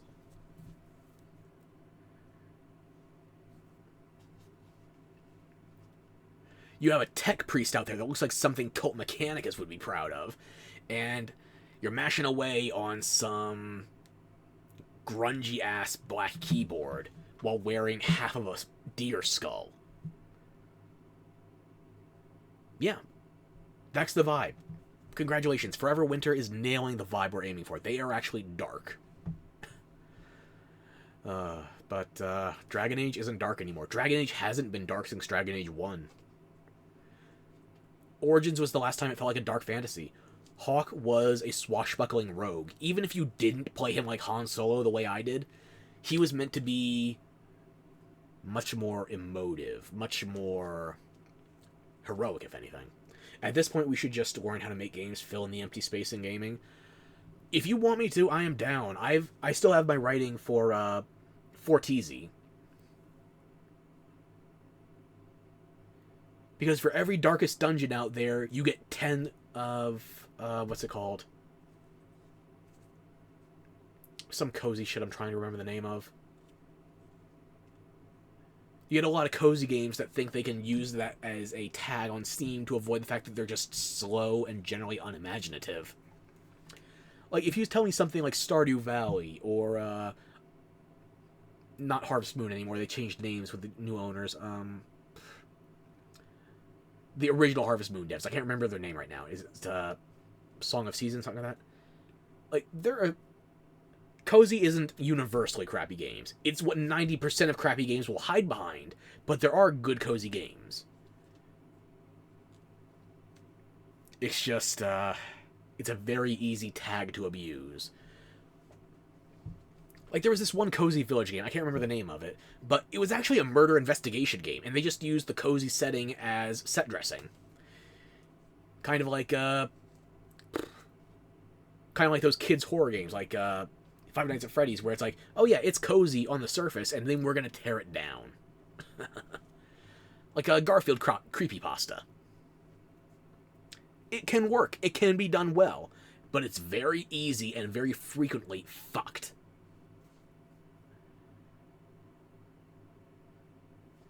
Dark fantasy doesn't have a place in the current landscape of games right now, because people are playing it so damn safe. Like, could you imagine something like the Broodmother from Dragon Age Origins in Veilguard, or any other Dragon Age game, actually? That would be considered too much body horror. It's like, oh, you have this character based around motherhood, and you're trying to show there's some kind of redemptive element about maternal themes? Nope, we have to make it all evil. Well, can we have the body horror reflect that as well? You want to make a woman evil? You want to accentuate her secondary sexual characteristics? What are you, a misogynist? Ugh. Can't trust the modern gaming scene right now. I want to, but it's very difficult to trust. Bayonetta 3. Okay, I was talking about Bayonetta before, how Bayonetta is now claimed by the safe horny crowd. Bayonetta, back when she was being labeled as built for misogynists, that was when it was more fun. Now Bayonetta 3 is like more magical girl themed, more idol themed.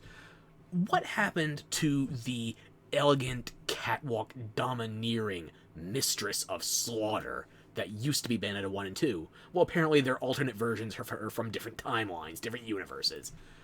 And now the main Bayonetta of Bayonetta 3, before she offed herself in a way that didn't make sense, apparently she's just some preppy, wannabe schoolgirl who has MILF undertones because she fostered a daughter that isn't even hers from another parallel universe. fuck Bayonetta 3 in short order. But in long order, it's not the same character. They got rid of the good bits of Bayonetta, and they had to tone down whatever was left over. And now they're trying to pass the torch to the pseudo-daughter of a Bayonetta that wasn't even the Bayonetta we played as in the first 2 games. Yeah, we'll never get that again. At least not from the current mainstream. Because if you want that, you have to go the degen route of shit like Azure Lane, where it's like, oh, these boats, these anthropomorphized boats, yeah.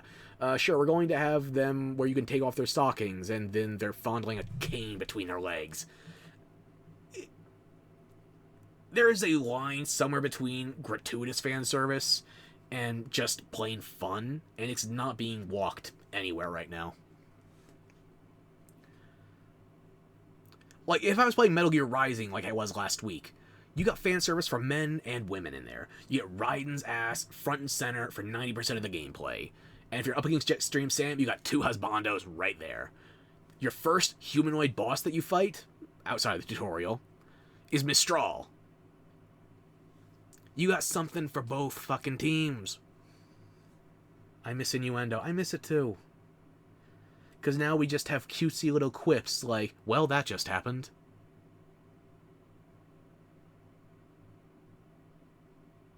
I'm sorry, well, that just happened is not a quip. It's a noise you make in response to the fact that an action took place. You might as well be barking.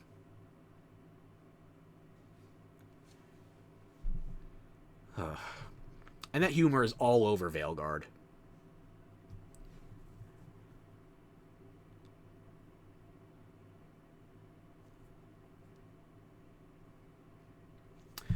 One of my favorite jokes from you blame The Office. Can we blame them off? The Office is spreading. It might actually be a pandemic now. I saw they did something for The Office Australia. I literally only saw a single screenshot of it, and I hate it. Then again, I hate all those comedies that are formatted like they're soft reality TV shows where the characters have asides talking directly to the camera. But that's just a me thing. I could actually vote to hate The Office, though. Yeah, sure. I'll blame them. Let me mute for a second. Just have to clear my throat.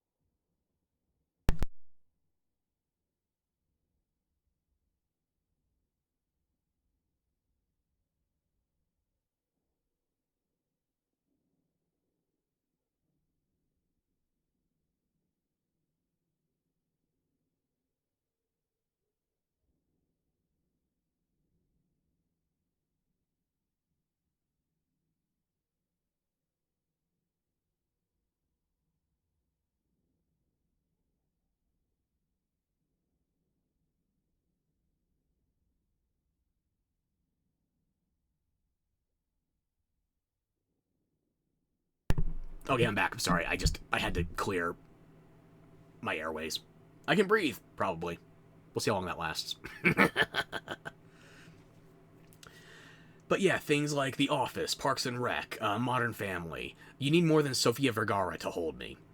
Hell, we're talking Office. Audrey Plaza, she was just in that new Marvel show, Agatha something.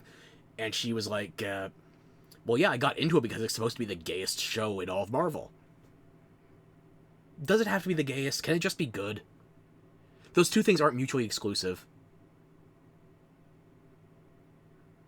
You could be positively flaming and still entertaining. You know who some of my personal gay icons are? Freddie Mercury, Rob Halford. Hell, if we're going the metal route, I can move from Rob Halford from gay inclinations to straight up women's names. You know who 2 of the butchest men I know are, and they have women's names? Marilyn and Alice. They just made great music.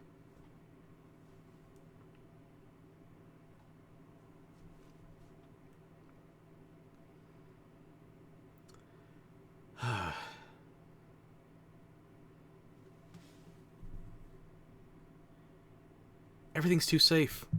Nobody's willing to take any chances. Nobody's actually willing to go for the old school. Everything has to be nostalgic pandering at its absolute most shallow. And it's infuriating.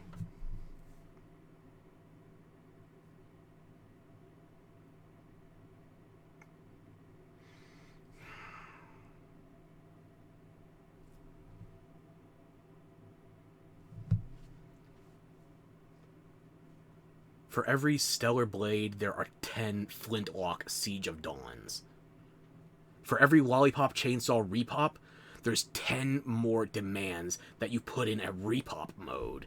Where it's like, yeah, sure, we're getting rid of all the stylized comic elements. I like to call it sanitized. I like to call it sterilized. Because there is no way it reproduces. It just has to spread via infection over and over again, like a parasite. And yet, Lollipop Chainsaw. I don't know if you saw anything about that for the PC re-release, or the Repop edition. It's on console, too. You know one of the big things about the first Lollipop Chainsaw was? The music. You know what they couldn't keep in the Repop version? Half the goddamn music. What is even the point? And then Repop mode, the one where there's less physics, there's less blood.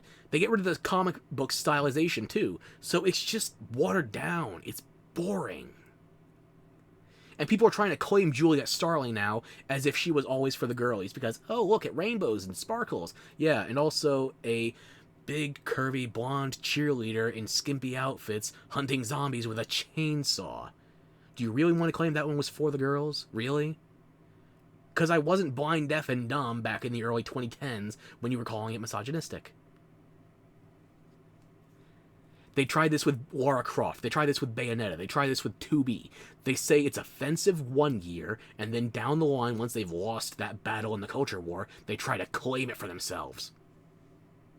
And if they're in the studios, they actually can claim it.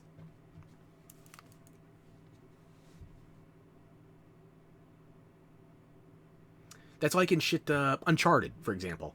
Uncharted 3, the character Chloe was very minimally featured. Voiced by Claudia Black, love her voice. She's in Dragon Age as Morrigan. In Uncharted 3, she was in there as a glorified cameo. Her most memorable line, "You won't forget this ass." They're like the aliens in Independence Day. I would say they're more... Body Snatchers, maybe Mars Attacks.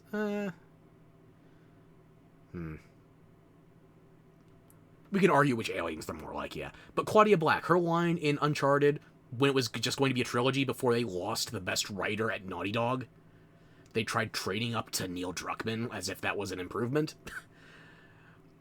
Chloe's best line in Uncharted 3 was just sexualizing herself.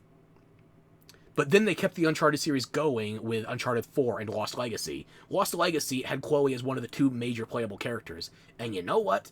She was not as easy to look at. They tried desexualizing a sex icon.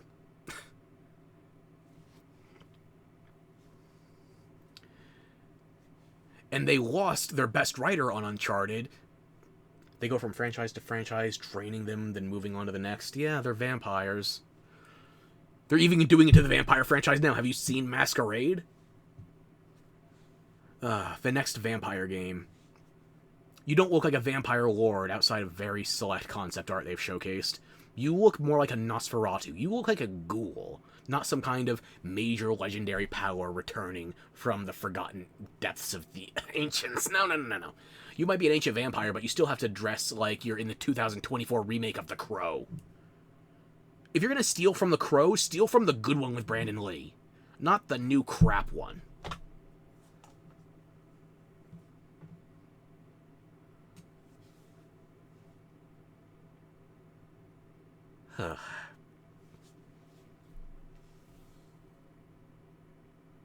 Oh, the video player crashed again. God damn it.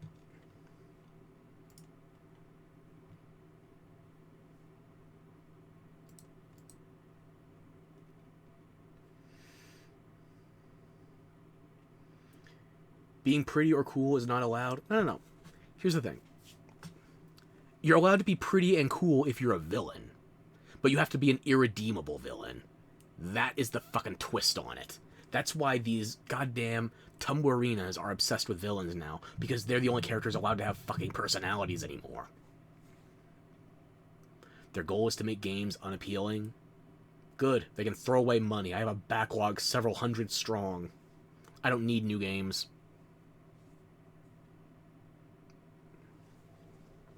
I would like new games. I don't need them, though. I have plenty to play that I've saved up over the years.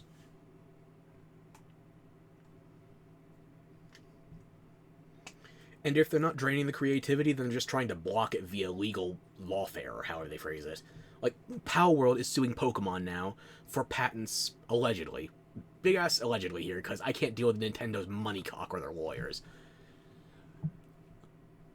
The patent that is theoretically being used as a precedent to sue Pocket Pair by Pokemon is the mechanic of capturing a creature in a device that retains it as a potential asset to the player and can be used as a member of their party. Basically the idea of recruiting an NPC. That's where the money is. That's where the effort is. They're not actually putting it into actually making good games. They're just defending what they've already got and letting it fester and rot. Ugh.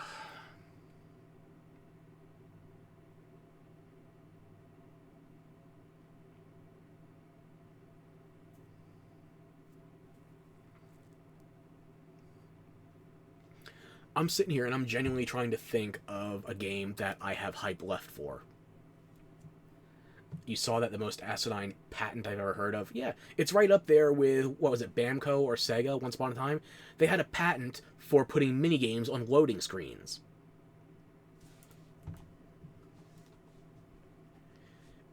And that fucked all kinds of things, because even shit like Bayonetta had to fight to have a move preview in their loading screens. When, I think it was Bandai, yeah, they had Galaga on one of their loading screens. And they called dibs.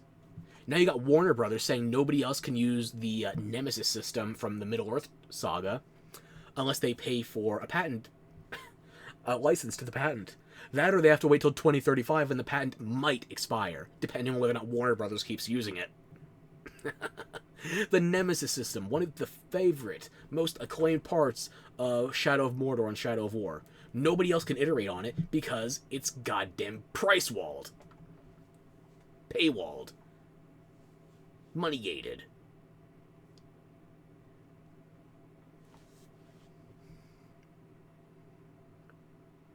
I might have to sit down and think of if there's any other games that I'm looking forward to. The only thing I have any genuine hype left for is Metroid Prime 4.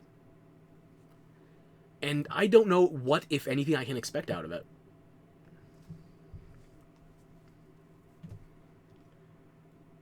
I'm not rooting against it. I want it to be good. But for the entire media of video games, the entire medium, the entire art form, entertainment format, there's only one game in the foreseeable future I'm looking forward to. The problem is the court's allowing this. The problem is going to be the courts fighting each other internationally, because Pocket Pair is in Tokyo, Nintendo obviously based out of Japan. So this is going to come down to a matter of international disputes. Wilds. Okay, 2 games. I'll give you that one. Prime 4 and Wilds. Is there anything else? Ugh.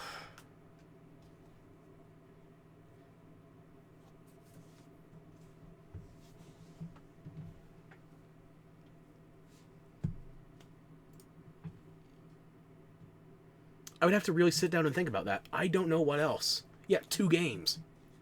You know what I was looking forward to in recent memory? Stellar Blade. And I have it. And I still haven't finished it. I'm going to start it over again. If I stream it, I'm going to start it over again. Because I don't remember where I left off. But it didn't keep me long enough to actually make me want to finish it.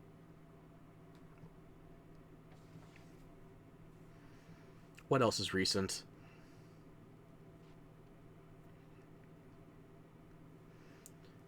I'm going back to D4, but I'm not hype about it. It's just, I already have the game. I want to try what's coming next. Oh, here's something I read about. Horizon is getting a remaster. Because I guess they don't want to just give it a PS5 upgrade. No. If you already have the PS4 game, no. And I'm not talking, what's it called? Forbidden Wilds, the new game. No. That would be a Naughty Dog thing to do. Horizons 1 from, 2017? 2018, I think? I think 2017 was the same year as Nier Automata.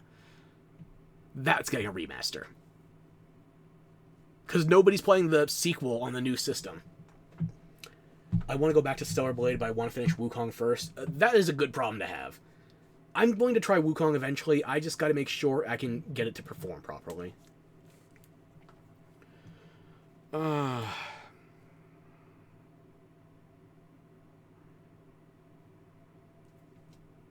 it's gotten to the point where... Saw that Horizon is Sony's Skyrim? Ugh, yeah. I don't get why.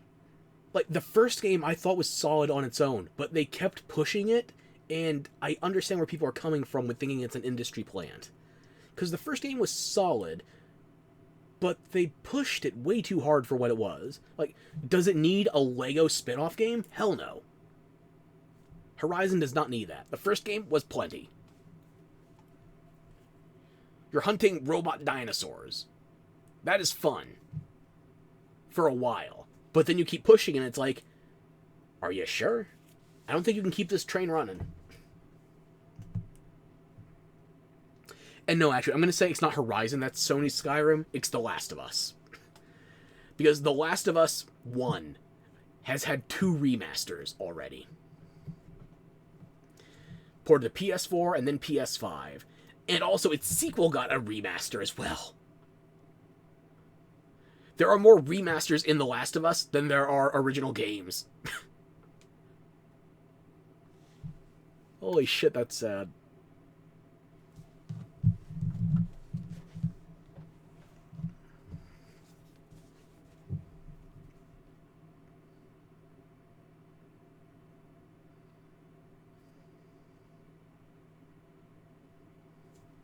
There has to be something I'm looking for. I have notes on some other showcases. I was waiting to go over all my showcase notes until TGS was over. But let me see if I can pull something up here.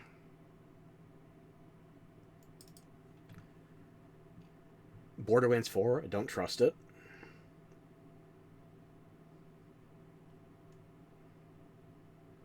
Sparking Zero. I am very skeptical of Sparking Zero. Because Dragon Ball games have become DLC pits. They charge for goddamn everything. But Sparking Zero has a roster of over 180 at launch. The Budokai Tenkaichi fan in me is very curious.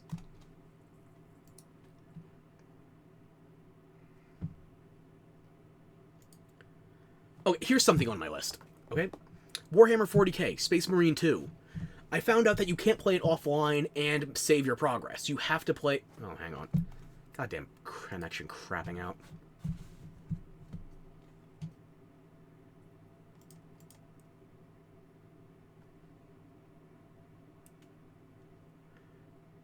Yeah, fighting games are a no for you. Why are you broken tonight?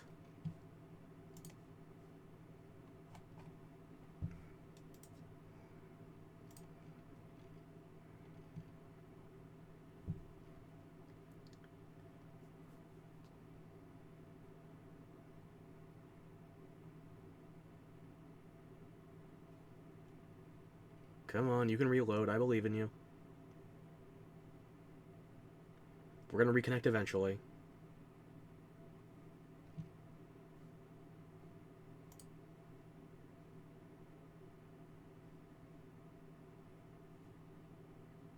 Reconnect eventually. There we go. Are we back? Please be back.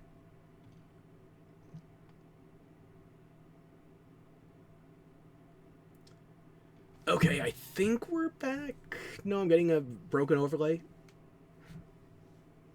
Okay, we're back. Oh my god. Yeah, I'm skeptical of Dragon Ball games because of the matter of DLC they put into them now, especially ever since Xenoverse 2. I forget how many packs they did for Xenoverse 2. Yeah, words. They did so many DLC packs for Xenoverse 2, it might as well be half the game at this point.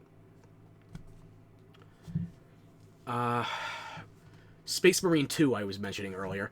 you can't save your progress unless you're online, even if you want to play single player. I would probably prefer to play online so I can do multiplayer with friends, but at the same point, why the fuck are you gating single player progression behind having an online connection? That makes me skeptical. That makes me worried. That makes me less than content with getting your game up front. What else do I got on here? I want to get Black Myth Wukong down the line.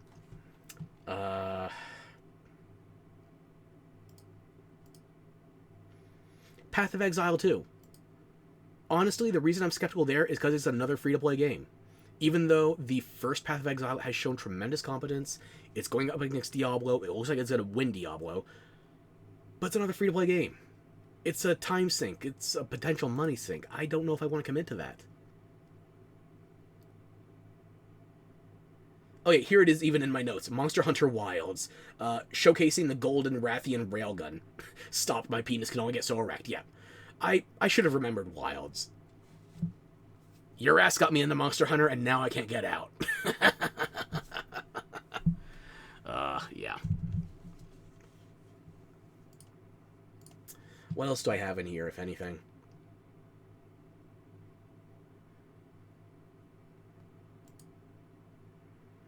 Yeah, and you're leaning more towards single-player games, too. I know, if tonight's not a good enough indicator, my internet is unreliable at the best of times. I started having to record my streams, like the VODs, locally, and then uploading them to YouTube without interruptions. Because I don't know if it's Twitch crapping out, or my ISP. Something's broken, though. I'm working around it the best I can.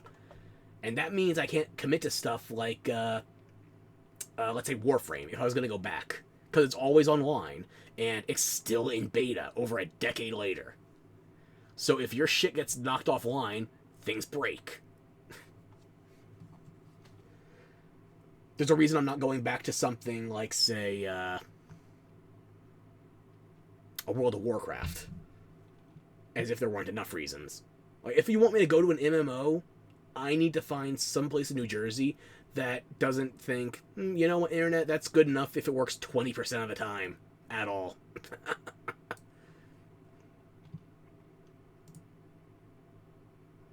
There has to be something else on this damn list.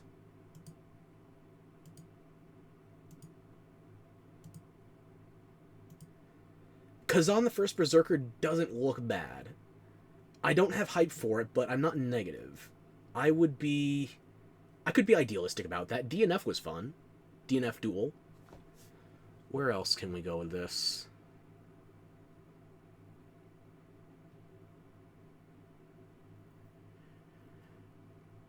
I'll have to go through these notes another time. I'll be going over the game conferences. Today is just focused on Dragon Age, and I gotta tell you, Veilguard has not filled me with confidence. I'm hearing middling to good at best coming out of the preview coverage. Nothing is selling me on it. I walk in, I'm not sold, and they're not adding anything to bring me in.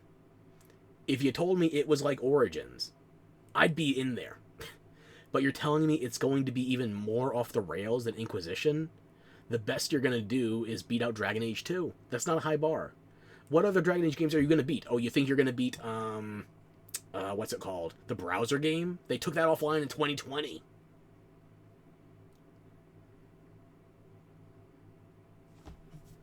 Yeah. I think my bar is still reasonable. I'm not expecting them to break the metaphorical glass ceiling, and I don't need them to remake the wheel. I don't need them to reinvent sliced bread. I just need a good Dragon Age game. But Dragon Age Veilguard doesn't look like vintage Dragon Age. It looks disappointing. It looks too modern, stylized, cutesy, Pixar-esque. It looks like it's not made for me. So, at that point, if it's not made for me, I'll skip it. At the very least, I'm going to wait. There's no reason to be there day one. And that's disappointing to think about. Jeez, how long have I just been standing here in the wild? I will probably have to go back to that hard save from before so I could redo the low gain section, since I was apparently muted for that, or something else broke. But yeah, that's my thoughts on the pre-release coverage for Veilguard that we've had available thus far. It's not selling somebody that is into the franchise for Dragon Age Origins. If you were here for Inquisition or 2, if you were here especially for 2, I think, as far as the style is concerned and the tone, then yeah, I could see you enjoying Veilguard. But for me, it's like, if I want an action RPG, I'm not going to Dragon Age. I'm going to Dragon Age for a tactical RPG, a dark RPG. For an action RPG with this kind of flippant, modern tone, no.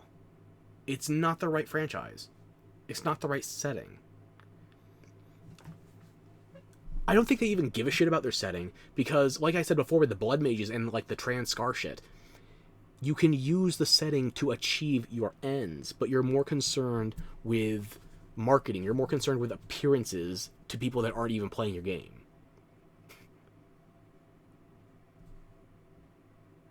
Tevinter Blood Magic is available when your game is set in Tevinter.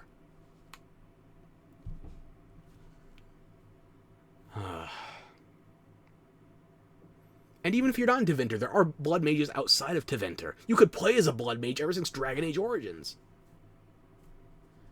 But they want their progressive points. They want their Girl Scout badges. I don't know what to say. There's going to be more Veilguard coverage. Like I said, the game is coming out in just over a month, so considering this event from the preview was several weeks ago, and we're only just getting information about it now, we're going to probably be getting a good, steady stream of information over the coming weeks. And if the game's releasing on Halloween, on a declining American holiday, then it's not like people are getting time off. It's a Friday, so they're already planning for the weekend rather than people taking time off on a Tuesday release, unless they get time off from work, which would be strange for the holiday. But you know what? They're also big fans of Bayonetta 3. Maybe they're Wiccans. Maybe they're pagans. Maybe there's an audience for it out there, but it's not me. And considering how this was pretty much all just talking about Veilguard so far, I think I might just make this a part 1.5, and then tomorrow I will cover the actual game we're playing today, because this kind of went off the rails. I wasn't talking as I was playing. I wasn't going over my notes while doing something else. This was just all talking. In fact, you know what? Final verdict, wait for a sale. Ugh. I have this studio here for a reason. Maybe I should have just put myself center stage here and chatted. I could put myself in just chatting as well. I could take my shirt off, and then that'd be a lot more traffic. Yeah, final verdict, wait for a sale. I'm not seeing any reason right now. It's disheartening. I want to like the series that I've been playing for years, but they aren't the same anymore. Blizzard's not the same, BioWare's not the same, Platinum's not the same. Fucking Squeenix isn't the same. Itsuno retired. Or at least he left Squeenix. Itsuno? Nomura. Itsuno left Capcom. Nomura left Squeenix. And people are saying, how will this impact Kingdom Hearts 4?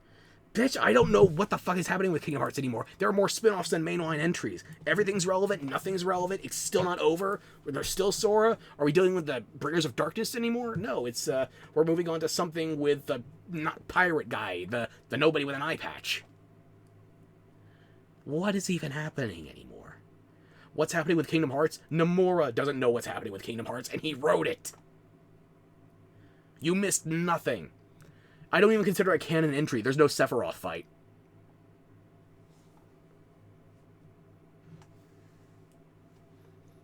It might have a number on it, but there's no Sephiroth fight. It doesn't count.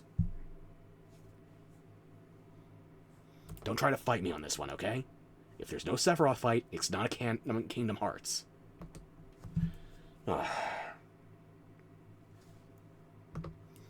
Yeah. If I was worried about Itsuno, I'd be worried about Devil May Cry 6 right now, or I'd be worried about Dragon's Dogma 2. But then again, People were talking about Kamiya leaving Platinum. Hashimoto directed Bayonetta 2, my favorite in the franchise. FF characters were the main reason I got into KH. Kingdom Hearts is the first reason I got exposed to Final Fantasy characters.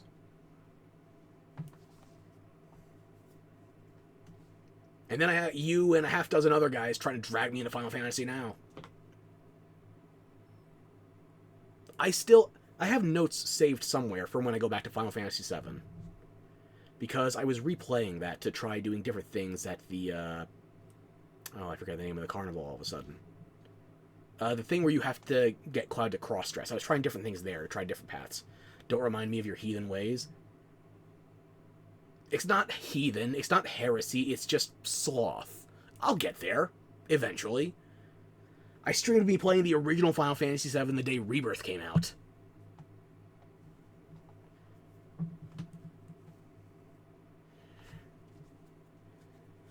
But yeah, I'll have to get around to fixing that. Because I do actually want to go back to play more Final Fantasy VII. It's just there's not enough hours in the day. Sounds like heresy to me. Good thing you're not my commissar.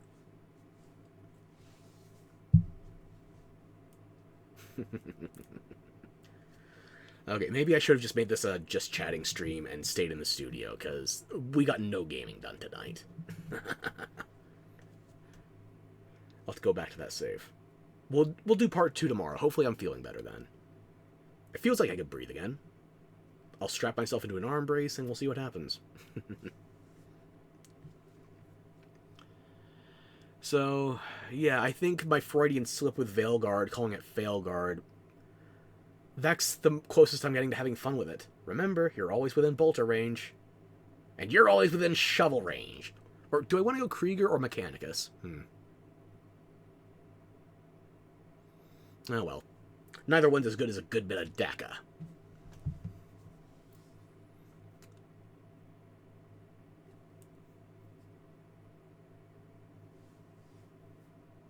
Need to coin that term? Might just do it. At the very least, I can clip it. I need sound bites.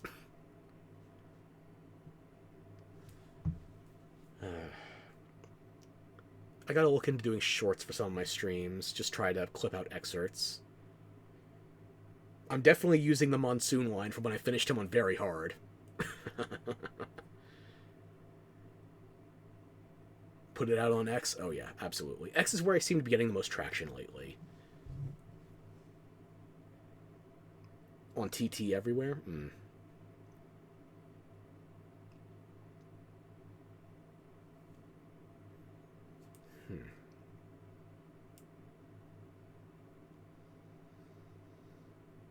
I'll have to go through the archives to see if there's any worthwhile excerpts.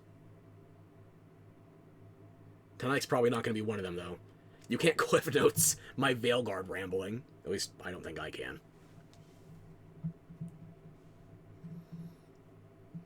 It got me angry enough that I stood in the starting area of Haven for an hour and a half just rambling, ranting, raving.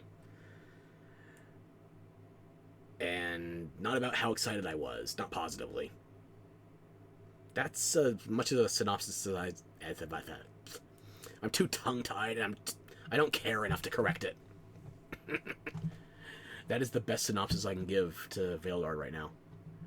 Whoever they're selling it to, it's not to me. If I try, it's going to be later down the line.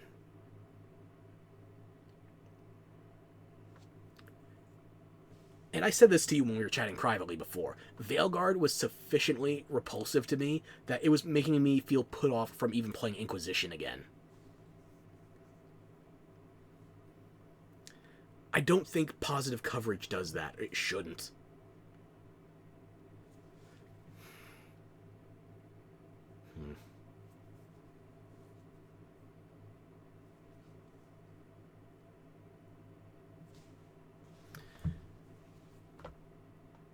Yeah, on that deflating note... Sorry, hacking up along. Where was I? It was definitely discouraging to watch. Yeah. I tried giving it the benefit of the doubt. I sung the positives where they were. It genuinely was not cope. I do think they are making some improvements in aspects of the character creator. But The character creator isn't the entire game. It's not Barbie dress-up sim. It was a dark fantasy epic. Now it's just D&D. It's Critical Role now. It's Critical Role produced by the MCU.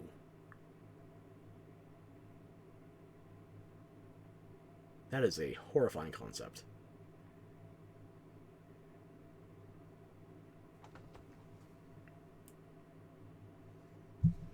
Yeah, I think if I want more of my Dragon Age fix, I'm just going to have to stick to the old games. Because even a decade later, all the shit I was talking about Inquisition, it's not as bad to look at as Veilguard. And this one feels more like an RPG. It feels like a light MMO at times, but it feels like a light MMO RPG. Veilguard, I don't know what to feel like. It's not what I was hoping for. And maybe I'll be wrong. I hope I'm wrong.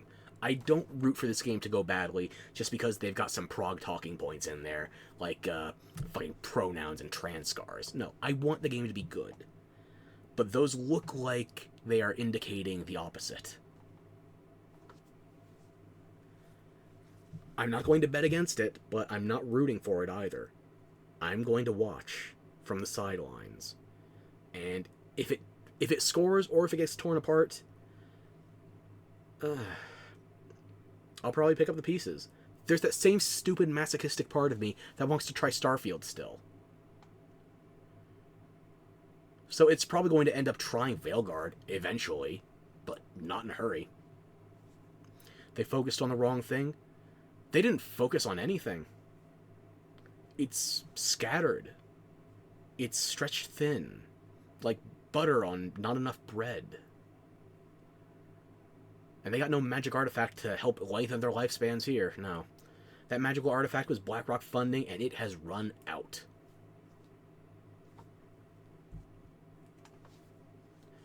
Those PC inclusion things are just a shield to deflect criticism? Absolutely.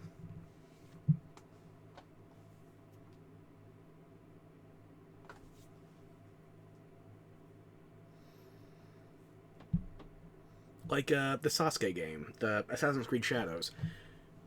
They're getting so many historical things wrong, like having lords fly banners with the logo cut off, the emblem of the lord ruling the territory. It's safe to say that if you cut off parts of a lord's emblem in feudal Japan, they would have you executed. It would be seen as an assault to their honor. Something they can use to say any negative feedback is some flavor for ism, yeah.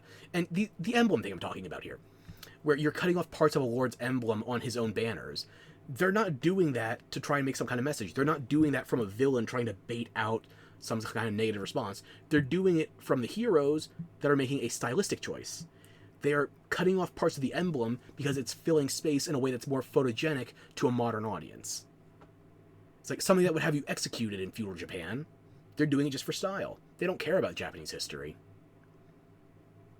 They're using religious iconography that is allegedly not being endorsed for any external art usage. Personally, I don't agree with that. But if they say they're going to be respecting the cultures involved, then they should not be using that statue of Buddha in their shrines. Personally, I can like it because I like Asura's Wrath. And there's nothing quite like the final fight with the giant Buddha ship and its 1,000 arms. You have them mixing and matching all kinds of crops for the wrong seasons. It's like, if there's sakura blossoms, it's spring. How the fuck do you have tomatoes and shit? Did Japan even have tomato imports at this point in time? Did Italy finish stealing them from Mexico yet? I don't remember. But something's off. It's not like you would be able to get that kind of fruit year-round in that sort of pre-industrial trade market. If you were courting the history nerds, you kicked the autistic hornet's nest. You are tempting fate, and it's not going to work for you.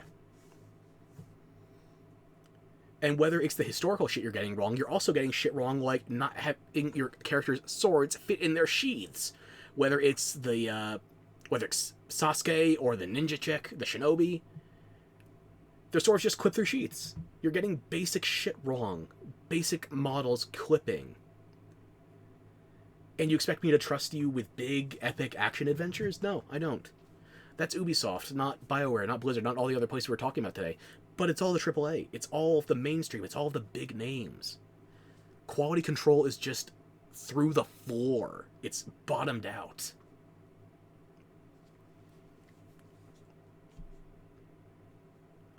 Very sloppy work, absolutely.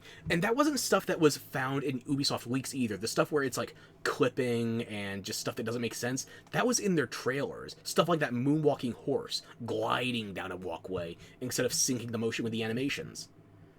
What intern was in charge of that?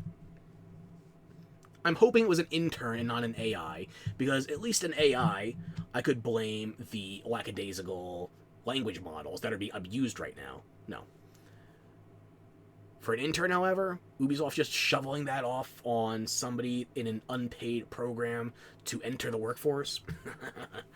Yeah. Even CD Projekt Red has that going on right now. After everything they did to fix Cyberpunk 2077, they're starting up with these programs where you can't get in unless you're the correct color, or... I don't even think they say gender, they say body type. That could be me, my memory going completely out of whack, but something is wrong there. Maybe we're just seeing their new program bearing fruit. Well, if their plan was seppuku, then yeah, Assassin's Creed Shadows is a good way to commit it. They might be getting sued by the Japanese government the same way Netflix was allegedly being sued by Egypt. You know, I'm not a big fan of the Nintendo lawsuits, but as long as we're talking countries suing shitty artists, yeah, sure.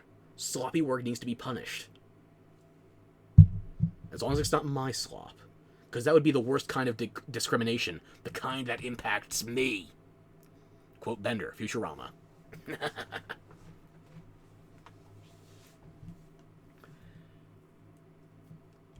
Yeah, and while Ubisoft's also on the anti-hype train of shutting down The Crew and getting a European motion being brought to the EU, I think.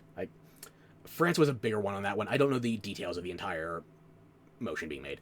But while Ubisoft is riding the negative hype train of The Crew 1 being shut down, so people can't even play the single player anymore, they're putting The Crew 2 on sale for $1. A sequel worse than the original game, and just as likely to be shut down with no means of offline solo play. It doesn't matter to them. They're just trying to get what they can while the getting is good. And it's getting bad. Real bad.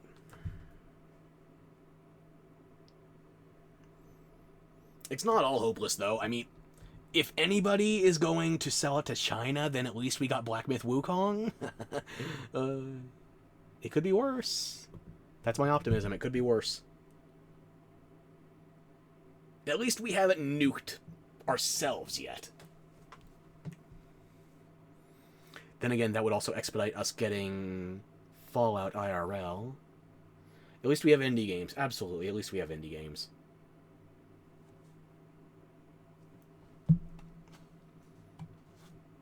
Although at the same point, we were also talking indie games. Silksong said it was coming out, or hang on.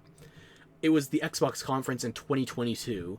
Every game that was in that showcase was supposed to be released within 1 year of the showcase, including Silksong. 2 years later, we still don't have it. So sometimes the indies, they blue ball us just a little too long.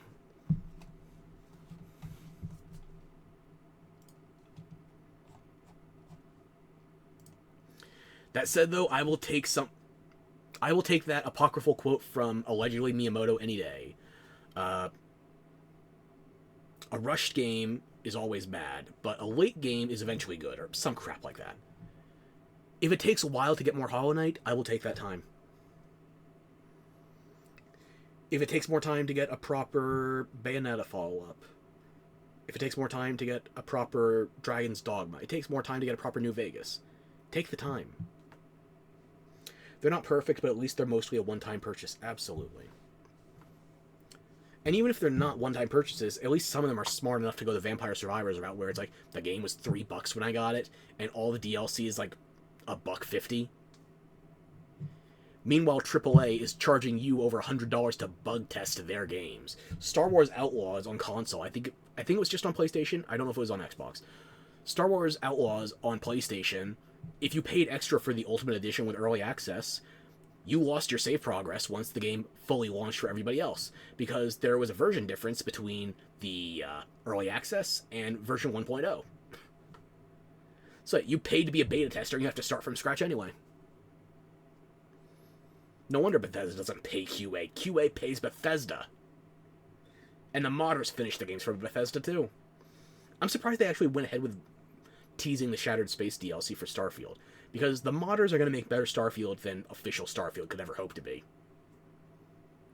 And there's still that sick part of my brain, that demented little fucking shadow that wants to try it anyway, just because I've got some attachment to the brand, to the developers, because I put in a shit-tillion hours of Morrowind, and Skyrim, and Oblivion, and Fallout, less Fallout 3 than New Vegas, and less Fallout 4. I got attachment issues. And I think a lot of people that are tolerating this shit in gaming right now, they got attachment issues. Have some self-respect. It would be a first. I'm not opposed to the notion, but considering I've been playing games in the last 10 years where things have gone to shit, clearly it would be a new development.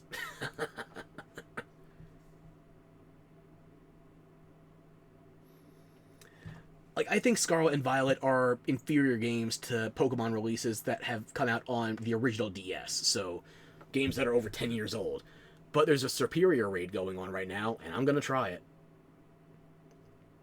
That's pretty much the only reason I'm booting up Scarlet and Violet anymore. Every other week there might be a new Terra raid.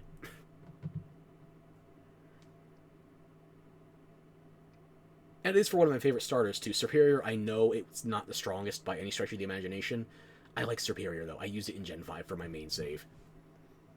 I wonder what would be good on it, though. It seems like they're going for the Contrary Leaf Storm set, so it's going to be constantly boosting its own special attack. My first guess would be to go for an Unaware Skeledirge, but I don't remember if it gets Brutal Swing or not. I think it gets Breaking Strike, but I don't think it gets Brutal Sweep. So it shouldn't have anything that's super effective on Dark, or super effective Dark that's... Words. It should not have any Dark that's super effective on my Ghost type. I live to see the day where Pokemon games need FOMO to stay relevant. You're not wrong. Right now, the closest thing they have to competition isn't even in the same genre as Pokemon, and they are currently suing it for shit that they have no way to actually defend on an international basis. Pokemon's been falling back on FOMO, though, ever since Gen 4, maybe even Gen 3, with event exclusives. Like, in Gen 3, you could only get Deoxys via events that you have to visit in person. There were ways for Jirachi you get from the Coliseum bonus disc. Celebi, if the bonus disc was in Japan, that's how you would get it. And I think in some territories it was the Pokemon Channel you had to finish? Yeah, Pokemon Channel. I think that was for Jirachi in the UK.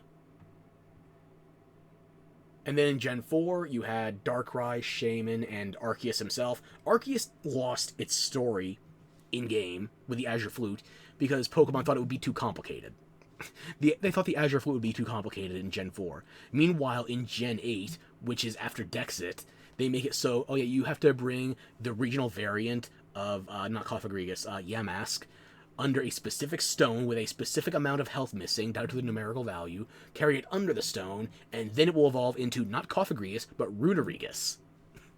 They thought the Azure Flute was too complicated. In Gen 3, I already knew a little bit of Braille. I was learning at my grandmother's kitchen table. I had to study Braille to find the Reggies in Gen 3. But sure, the Azure Flute was too complicated in Gen 4. No, it's better to just use FOMO and give away the literal god of Pokemon at a Toys R Us. Oh. And then in Gen 5, you can still abuse the servers online with the Wi-Fi trick. That way you can get the events for Black, White, Black 2, and White 2. But yeah, Gen 6 onward is when it got really bad, where you had to start doing events at multiple locations, whether it was a GameStop, an EB Games, a Target, a Walmart, online order exclusives. Gen 8, okay? I'm totally over this. It's still not built up spite. No, I'm totally over this, no. In Gen 8, there was an exclusive backpack where you could only get the trainer customization item if you ordered on Amazon. And not only order on Amazon, but if you ordered the double pack. So you're already buying the same game twice, basically. And even though my mother gave that to me for Christmas, never got the customization. So that exclusive one-time only thing, if I'm going to get it, I'm going to have to gen my save. Because I am not chasing that rabbit any further down the hole. You make a good point, the games alone were enough to keep you playing them. They absolutely were. Gen 9, Gen 8... Gen 8 is... I have not 100%ed any Gen 8 game yet. Gen 9, I finished my decks. I got the Shiny Charm. Beat Scarlet once, and I don't want to play it again. You give me a copy of Ruby, and I'll jump on that like a starving pitbull on a toddler. I literally have my Game Boy Advance SP within arm's reach with a copy of Emerald in it. The battery is dry, but I can still play this. It's in my SP right now. And I have a wireless adapter plugged into my SP.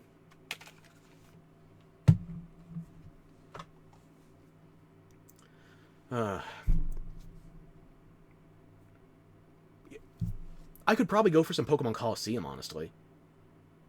I think I left my save somewhere around Miracle B, so that would be probably right around the under? I could definitely go for some GameCube Pokemon, absolutely. Not tonight, though. Another night. I still have the lingering temptation to go back to Pokemon games from before the physical special split. I can't unlearn the physical special split in my brain, but I'm willing to take that L because the games were that good, even if they were technically deficient by comparison. They were just more fun.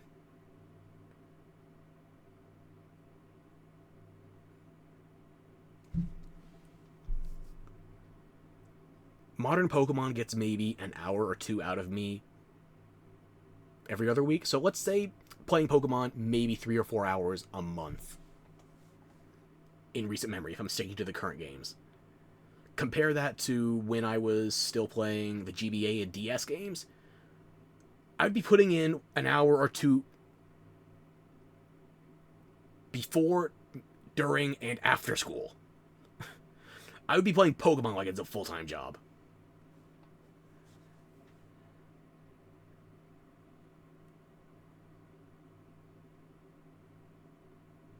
The amount of time I put into one modern Pokemon game would be what I do, like, the totality of a Gen 9 Pokemon game.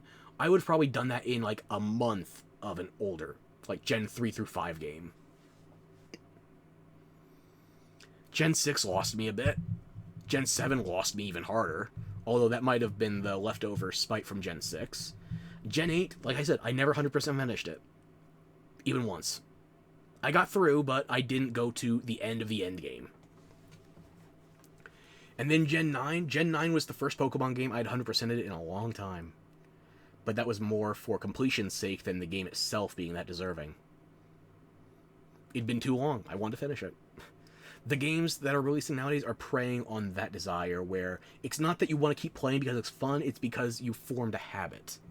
Same with all the live service shit. Where, oh yeah, we're going to have Concord, and we're going to have a Battle Pass, and Space Marine 2 has a Battle Pass. The fuck? Do you think I'm going to Warhammer 40k for a multiplayer game with a Battle Pass? No, I'm going for the single player, I'm going for the story. If there's co-op, that's a bonus, but it's not the feature I'm aiming for. Dragon Age Inquisition. Okay, this is the one feature I will never apologize for hating.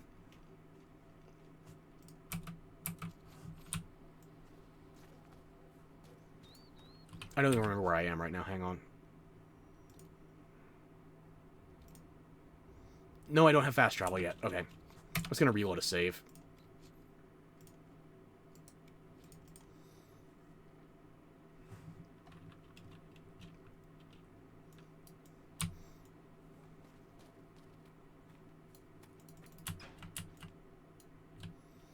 I'm skipping the cutscenes. I just want to go straight to the thing I'm showcasing. Does it trouble you? same level of power used to open. Yes, tactful. The Chantry has denounced it. It limits our options, approaching the mages or Templars for help. She is not far, and Okay, this is the thing that I will never forgive as far as design choices go for Dragon Age Inquisition. Now, I'm going to have to go through this first one before I can get any other icons to show up. Yeah, the first one's part of the tutorial shit. Okay, let me just get this out of the way. could you try not to antagonize him? Can't skip this cutscene, I guess.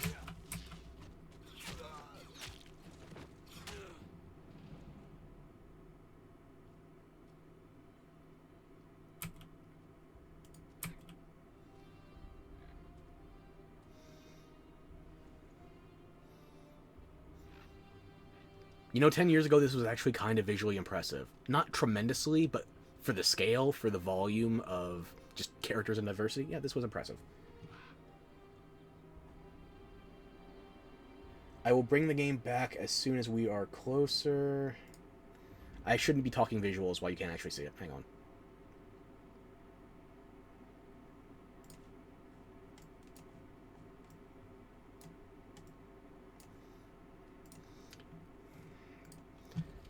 Not now. Let me go back to the map. Okay. This is the shit I absolutely hate about Dragon Age Inquisition. Do you see these real-time requirements down here? Let us begin. Real-time. In a single-player RPG. And 15 minutes, that's the generous one, okay? I don't think I have any of the things unlocked this early on. But the mission timers will go up to 24 hours. You could have to wait an entire day for one of these war table missions.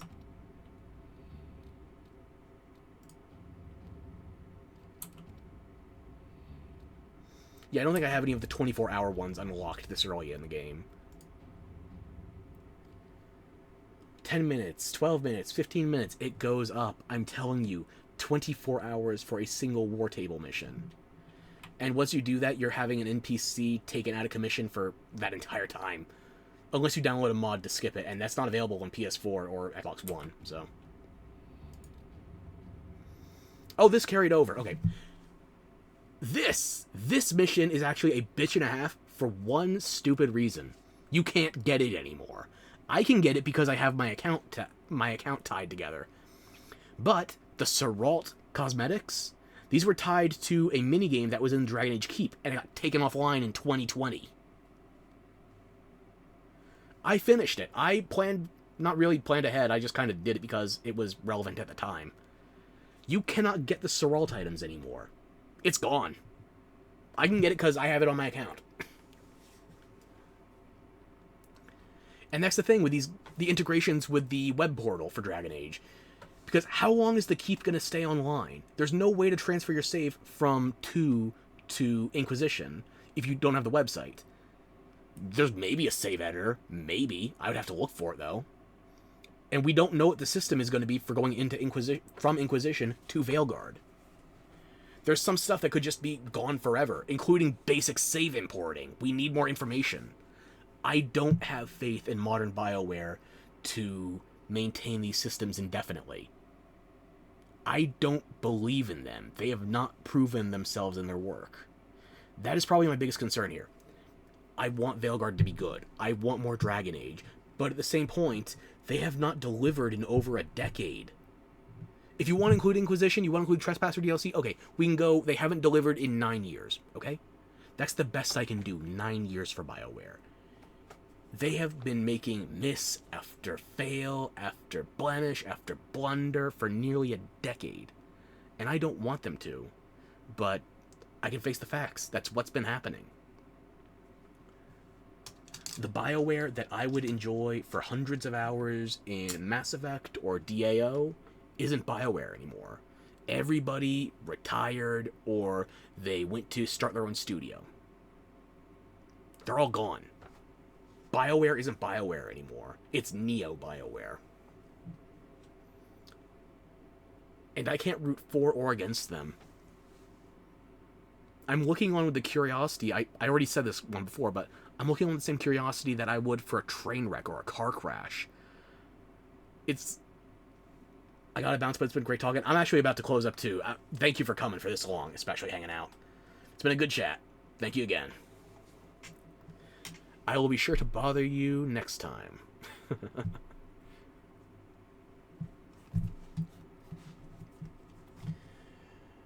And with Suboptimal tagging out, I think I'm going to be tagging out myself soon. Because,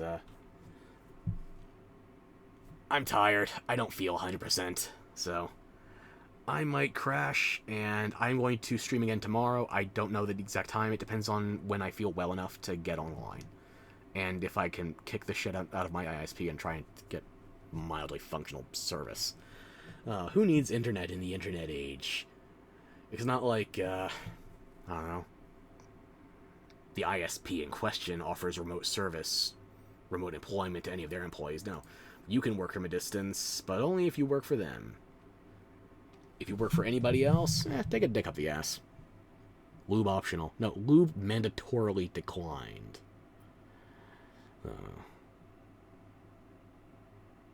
Just like I'm about to decline this recording.